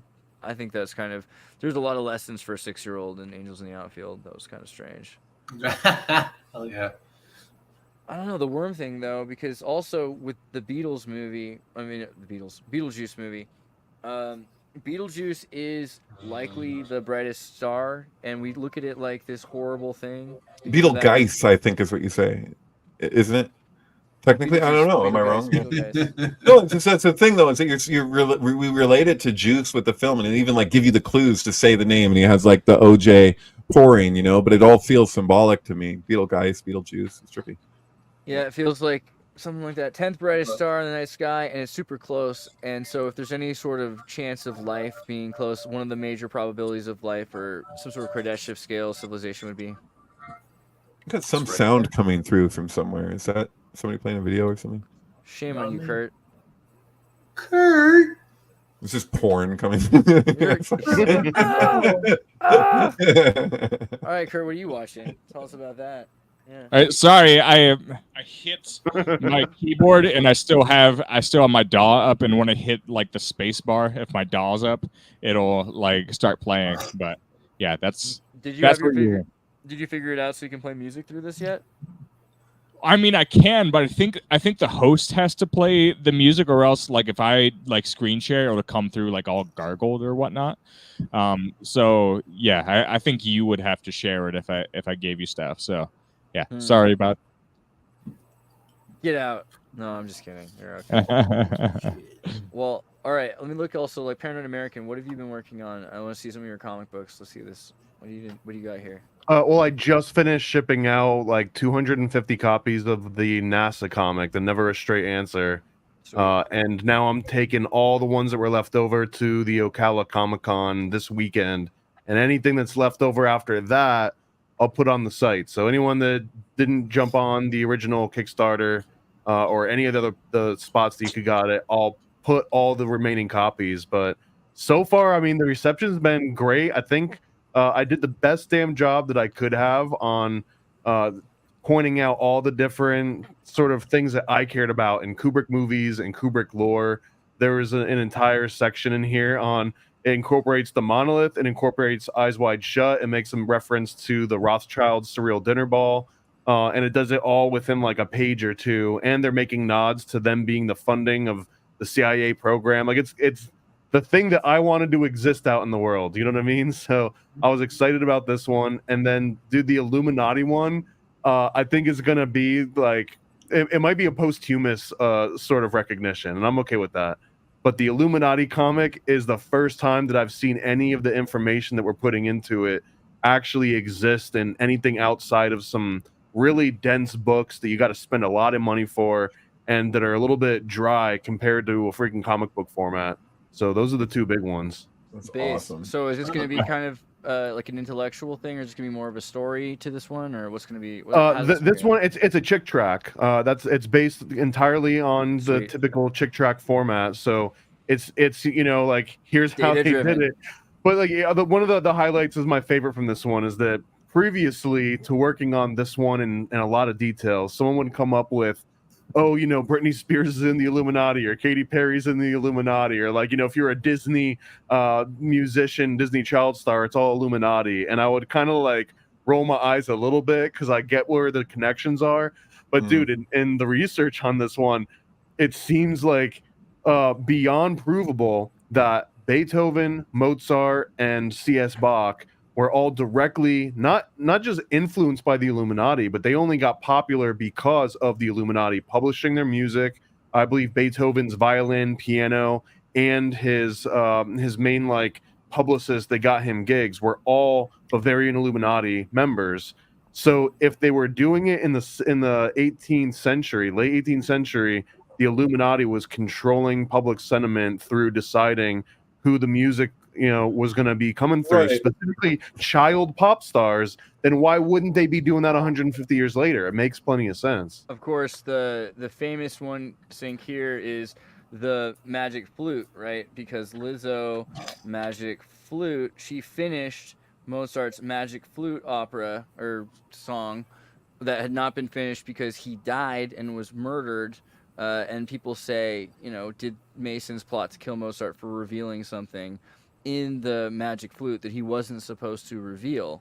Wow. And that's where she had to finish it and play it. Or I mean, some of the research dovetails into that it might have been Bavarian Illuminati members that just ended up putting all of the shade on top of the Freemasons because they were already infiltrating Freemasonry in order to get their most influential people into the fold of Bavarian Illuminati. So like Mozart probably put Bavarian Illuminati secrets into the Magic Flute, and that's what got out. And I believe it was a certain sequence of notes and a specific scene. The details will be in this Illuminati comic. Cool. Hey, Thomas, how is this that different from, say, what happened with Jackson Pollock with the CIA, where he was secretly funded by the CIA, but he didn't have to know it? And how is that different from Tim Pool and company? Like, because if you, no, seriously, Because like if somebody okay, we're good. no, if somebody wants to give somebody more of a platform for whatever reason, the thing is that what it looked like to me, and I caught this happening a few times, was that there would be parameters put. It appeared that there was parameters being put upon certain interviews, whereas like here you can talk about this, you can talk about this, and I never was quite sure how much of that was coming from his own higher ups with his own organization or whatever, and how much of that was coming from people who he was interviewing, basically specifying, look, if you're going to interview me, don't bring this up, whatever it is, direct it in this certain kind of way. And it's like the MK Ultra K or whatever. I know, I'm not even necessarily going there. I'm just saying that there's something to this idea that people want to buy people's directives. Like it's like an influence thing. It's not total control. It's just like, hey, if we put some money towards this, can we kind of like direct it how we prefer? And my thing is that I'm like, do we even know what that even is? Like if we're talking about Russia, so whatever side you're on, you think that this is the prerogative, and I'm like, maybe the prerogative is to avoid World War III. How the shit do we know? Like we're not, dude, you know what I mean? Like the best example of all this, and I think it's probably outside of Bavarian Illuminati because that's old. That's like great grandpa stuff, right? Taylor Swift is that new iteration of Beethoven being controlled by intelligence, but in my mind, it's not CIA. CIA, at least historically, especially when you get into like their influence over culture, I think they were more of the guy in the back of the room that's got the wallet. And if he likes what you're doing, he'll just come and bankroll you and be like, just give me the first dibs on everything. But I think that Taylor Swift is more of a DARPA program. Like it sounds silly, and I've got a whole reason why. Unless you were a Yeah. Swifty tanky, because that's the thing. Way shittier music. Thanks, Illuminati. Wasn't this proposed by DARPA, the representative of DARPA, at some event where she just started talking about potentially, like years ago, being like, well, Taylor Swift could be used for this thing that she was describing, just as an example that she threw out there. If you go into a VFW and you hear Taylor Swift, that should be all you need to know. You're taking out RFK. That's how he's going to get taken out next time. It's going to be a VFW, puts on Taylor Swift, and everyone in there just stops drinking and leaves and goes on their mission. Or are you describing Zoolander, where it's just when you want to come? Like, is this like the Target song? Is that what you're saying? Is that what we're? I have to just explain just the briefest version of this, but why I think Taylor Swift is a DARPA project, and it's because when I was in the military, right after 9/11, right, 2001 through 2006. But during that early years in the military, every time I went to the BX, the on base sort of like Walmart / whatever you needed, and dude, every time I went to check out, they were always pushing this freaking like handmade looking Taylor Swift. Like, why do I want a little girl singing country songs? I have no interest in this, but they were always pushing it at checkout, and I couldn't understand for the life of me how there was this like, and it was her very first album, and people don't even know it exists. Probably worth all kinds of money, but it was almost like hand printed, and I think they distributed it because it was in Texas. But like, how would you get the amount of muscle and pull to have people on military bases pushing this at people in checkout? They didn't push anything. There was really no such thing as direct advertising by them. So even the very first time that I came across Taylor Swift in like 2001, 2002, I was already onto the whole scheme. I already knew it was a DARPA project. Well, she was replacing what's her name, the country star's daughter, the Hannah Montana. So like she's like I've talked about this before, Miley. She was Miley Cyrus. So but she was playing Hannah Montana. She wasn't playing Miley Cyrus. Like they're both from Texas. Like they're really close to each other where they're from. Yeah, like it's true. She's Hannah Montana. That's her character. Yeah. But interesting.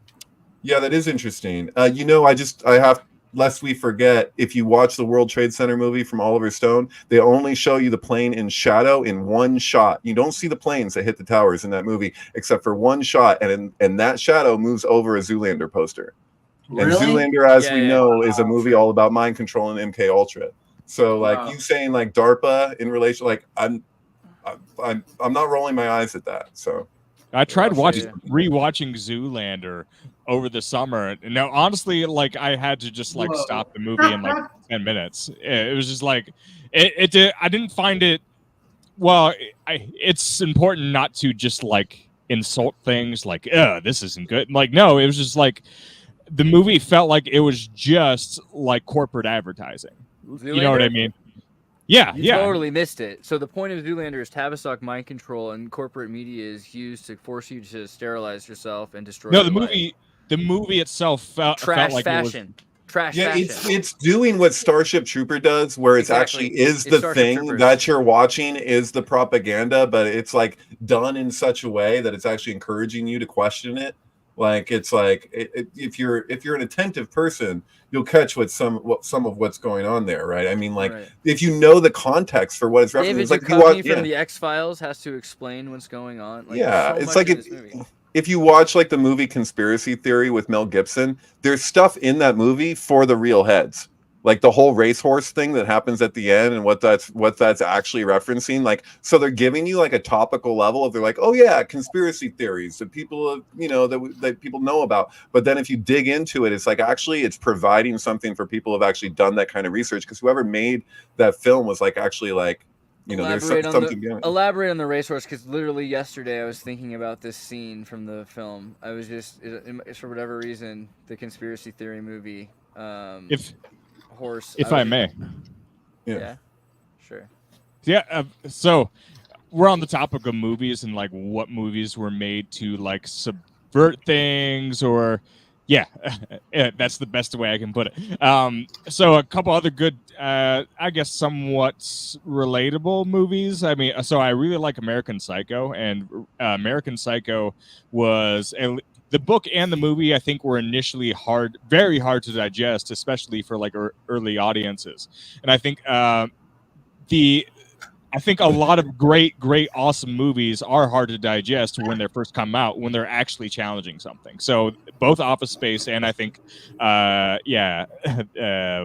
Dude, I love how your explanation of American Psycho totally sounds like that scene in American Psycho when he's explaining what album is that. Oh yeah, he's talking about Huey Lewis. Huey Lewis in the News. Yeah. Sorry, it was just like you're using the same cadence as he used in that scene to describe American Psycho. Because it's not his fault. He's actually a real wasp. Just stare at it, David. Eat it. No, I'm sorry if I sound totally dead inside. I didn't. No, he doesn't sound dead inside. It's like it's that he's critiquing it. He's giving a critique, and you were like doing the critique thing. There's so much.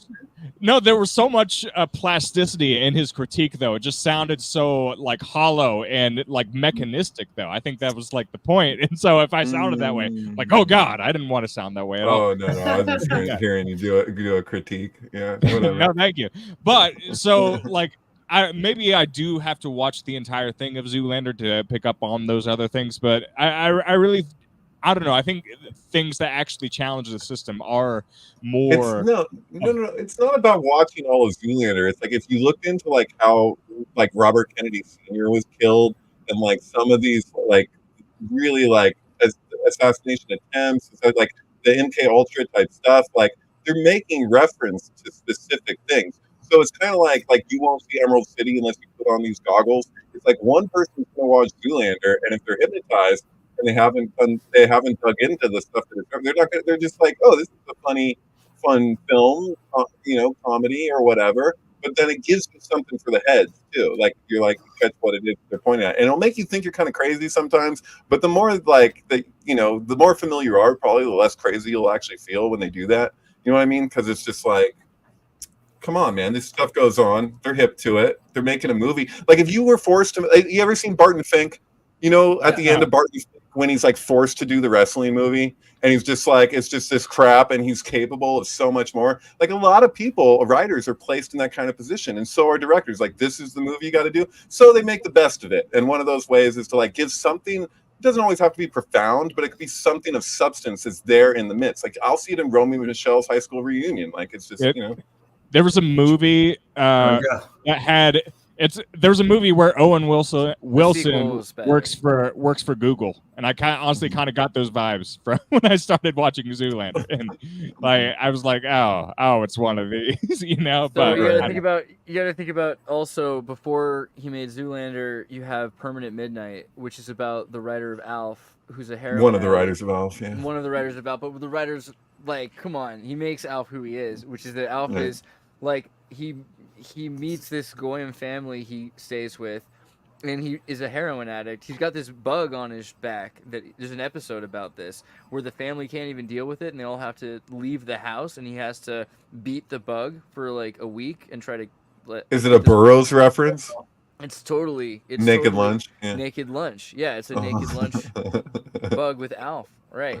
So I don't know. I mean, like he did that, and then also he made the. But that's the character. The movie Permanent Midnight is really kind of about a writer trying to deal with injecting crazy ideas into the most normative possible socially acceptable thing. Right. But it's also midnight because it's zero, and the fool is zero, and Alf is the archetypal fool from the Golden Bough. He's the outsider that should change everything, but they have to hide him from the government because they would just kill him. So he's the new, like, because that's the idea. The outsider that challenges the king has to be from another land, but the whole planet's been like covered. Like we've looked at everything, you know. So you need an alien now. So yeah, so he's the archetypal fool, and so Alf is Aleph spelled out. Aleph, the Hebrew letter, corresponds to the fool. That's and as far as I can tell, that's why Permanent Midnight, because it's permanently zero. I gotta, since you brought up Naked Lunch, I've been on like a deep dive on a different thread that I won't bring up because it's a little spicy, but that I found this really fascinating, that the main character, or one of the characters in Naked Lunch, Dr. Benway, right? He's this guy that is using bulbocapnine in order to like induce obedience in the patients and ultimately torture them. But the Dr. Benway in Burroughs' Naked Lunch was based on a real scientist, Robert Galbraith Heath, who worked at Tulane, and he also worked at the Louisiana State Penitentiary, and he was one of the main people that MK Ultra was using to do their LSD tests on prisoners early on. And this is Dr. Benway in Naked Lunch, but there's no way that Burroughs could have known this because this is the early 1950s, unless Burroughs was somehow deep in on it from early on, which I do believe he was. Totally was. 23 totally. Enigma. And the 23 Enigma thing is the thing that like ties it all the way through Inner Zone to Robert Anton Wilson, even to East Germany, right? Because then you have the. Oh, let me pull up that movie. 23. I mean, that's the whole idea. Is that Burroughs would surround something that did have substance with just total insanity, and just like you wouldn't necessarily catch what it was that he was so hip to, except with the rare exceptions, including Ollie's Smile, which is about Scientology, where he just kind of cut loose from his normal trippy shit. And yeah, this is a cool movie, 23, but not the one with Jim Carrey. This is called Nichts ist so wie es scheint, which is Nothing is What It Seems, and also 20 and 3. And the idea is it's a true story about Karl Koch, who died in 1989, presumed suicide, and it's all about how he was working with the East German government and with this mafia group that was paid for by the CIA or Western intelligence to use supercomputers to hack the East Germans, but also to hack the West Germans. And because of the way the West German computers were being used for American services in 1989, he had total access to like all sorts of Western government files and was suicided. And this kid in real life was totally obsessed with Robert Anton Wilson, who's obsessed with the number 23. And he ended up meeting Robert Anton Wilson at one point, and that's in Capitola. No, in Germany. Like it's wow. Anton Wilson went to Germany apparently for a speak, and a meeting at the Chaos Computer Club, essentially. Chaos Computer Club. You're blowing my mind right now. I did not know that this movie existed. Interesting. I have to watch this as soon as possible. Yeah. It's super important. It was also because the CIA helps get him the computers he had. And he had these supercomputers in 1989, which are the size of refrigerators, right? They're like $50,000, $100,000 machines. And yeah, it was pretty insane. And then he just disappeared, right? And he said he knew he was going to disappear and everything else. But he also had all sorts of information that was essentially right after that, the Freedom of Information Act starts releasing all sorts of things that were already out there, it sounds like. At that point, somehow had been digitally like, okay, well, we reverse hacked each other here, you know? And this is right at the end of the Cold War. So okay. So it started with a ship, right, for Burroughs. Like the ship captain bragging about 23 voyages and not a single accident or something, and then he goes out and he dies at sea. Look up Superman comic book 23, the 23rd Superman comic book ever done. Look at what the cover looks like. There it is in the upper right corner, upper right. There you got it. Yeah, there it is in the upper left corner now. This is Upper right above that. Yeah, that one. Yeah, look at this cover here. Yeah, see that ship sinking? $5,000. Okay. Holy shit. Yeah. Totally. But I'm just saying, like, the whole thing with 23 was about a ship sinking for Burroughs initially. And then there's like, I just got curious at one point for certain reasons. The Ubermensch Superman, like, what was, This reminds me a lot too of the cameo of Punisher in Amazing Spider-Man, which has a very similar composition. Oh yeah, and within the scope of the sector. Far out. Well, we're pretty much at the end here. I want to take everybody to. I have to tie up one thread if we've got time. Just like 2 minutes to tie up a thread. Because earlier I was talking about the Haitian pigs and the Bay of Pigs, and there's one really important aspect that I failed to mention, which I feel is the whole entire thing. Like I kind of buried the lead, and that's that the original Haitian Revolution, which was one of the only in recent history where a revolution actually kicks out like the invading force. Essentially they kick them out and they take over their entire island, and it was in like the late 1700s, I think. But this particular revolution was attributed entirely to the rituals that involved these Creole pigs, these black pigs, and those exact same black pigs are the ones that in 1978 the U.S. convinces Haiti to eradicate. But if you're on the ground, and I guess some of the research that I was reading from people that had grown up in Haiti during the time and their own opinions of it from being on the island was that not only was it like a food source, but it was also the most common commodity for using any sort of voodoo rituals that they needed to use. So if you remove that, now all of a sudden all the magic on that entire island is gone for generations, essentially. And they entirely attribute this specific Creole pig, and it was and that swine flu that happened in '78, I believe, originated in Malta, of all places. This African swine flu. Is it the mayor of Springfield, Ohio, that has put all kinds of money into Haitian schools, building Haitian schools? I believe that there's something there. I mean, Oprah, the Clintons, the Bush family, the Bushes were investing in Haiti like in the 60s, I believe, through Zapata Oil, and they were sending one of the key players, George Mordenschildt, the guy that actually was the liaison between Lee Harvey Oswald and everyone else when they got to Dallas. He was a surveyor for Bush looking for oil in Haiti. It's freaking wild. The whole story is so wild. Totally. You know that we were just talking about Peter Levenda earlier. If you look up at the beginning, I think it's the first book of Sinister Forces. Haiti's like Haiti is a big focus of his. Just kicking it off. That I'm gonna like talk it like an American would talk it. Well, I just wanted to point out the Hades thing. That's all I was doing. I wasn't trying to be too horrible. But yeah, Levenda's interesting. Haiti's gonna hate. No. Chad, what are you up to though? I wanted to plug you a bit. This is your website, chadoptis.com. Well, go. Yeah, I'm doing well. The big one is I'm headlining at the Punchline San Francisco on October 9th. Base. And yeah, it's going to be a good show. And then I'm featuring for Caitlin Palou for the rest of that weekend. But go to the headlining show on October 9th. That's the cool one. Based, okay. And so here's a link there so you can check out the Punchline comic. You can also that's a different thing. Oh, it doesn't really matter. Punchline San Francisco. That was a simulation or a metaphor for the thing you're actually doing. Yes, sir. We'll find the real thing. I'm sorry. But here, he's also got Chad Optis here, and he's got a website here. I feel like maybe there we go. Now I did it. You go through his like website that shows you where he's actually going to be, and you can find him. No.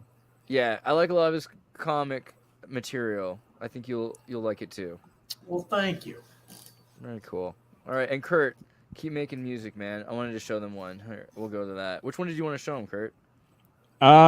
Okay, from the last EP, in the middle, there's the song. I just called it Slap. Probably a terrible name, but I like it. I think that's the best one on that. So give it a shot. You got 40,000 plays on Human? Wow. I hacked the algorithm on that one. Yeah, girl. Did you like use blood in a candle or? Ooh.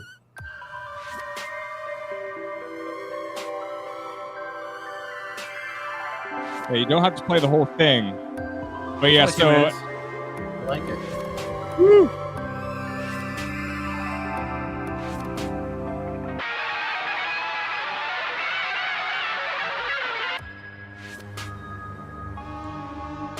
I'm getting into the theme of time travel. Good. Bluebird potato chips.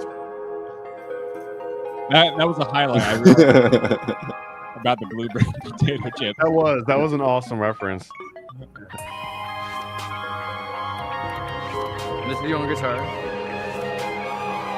Yeah, if you're, but like, yeah, the best stuff I think, like if I sample like actual like animal sounds, it was a mosquito in this one, like, and just like see what I can do with that. At least a lot of good places. Filmmakers looking for soundtracks. Yeah, that's what I was thinking. This would be great. Hey, I gotta mention, you know that there's this movie called Archie with the voice of Michael J. Fox playing a robotic dog that has a whole emphasis on the Bluebird Cafe. And the dog can project movies out of its eyes. It's weird. What is it called? It's called Archie. It's called Archie. Wow. And Archie is an acronym for something I don't remember exactly. It's like Daryl. It's Love like you guys. Daryl but a dog with Michael J. Fox. Yeah. Daryl but a dog. I'm sold, dude. I'm already sold. You know Daryl was Mormon, right? Was Thank it in you. the movie Daryl?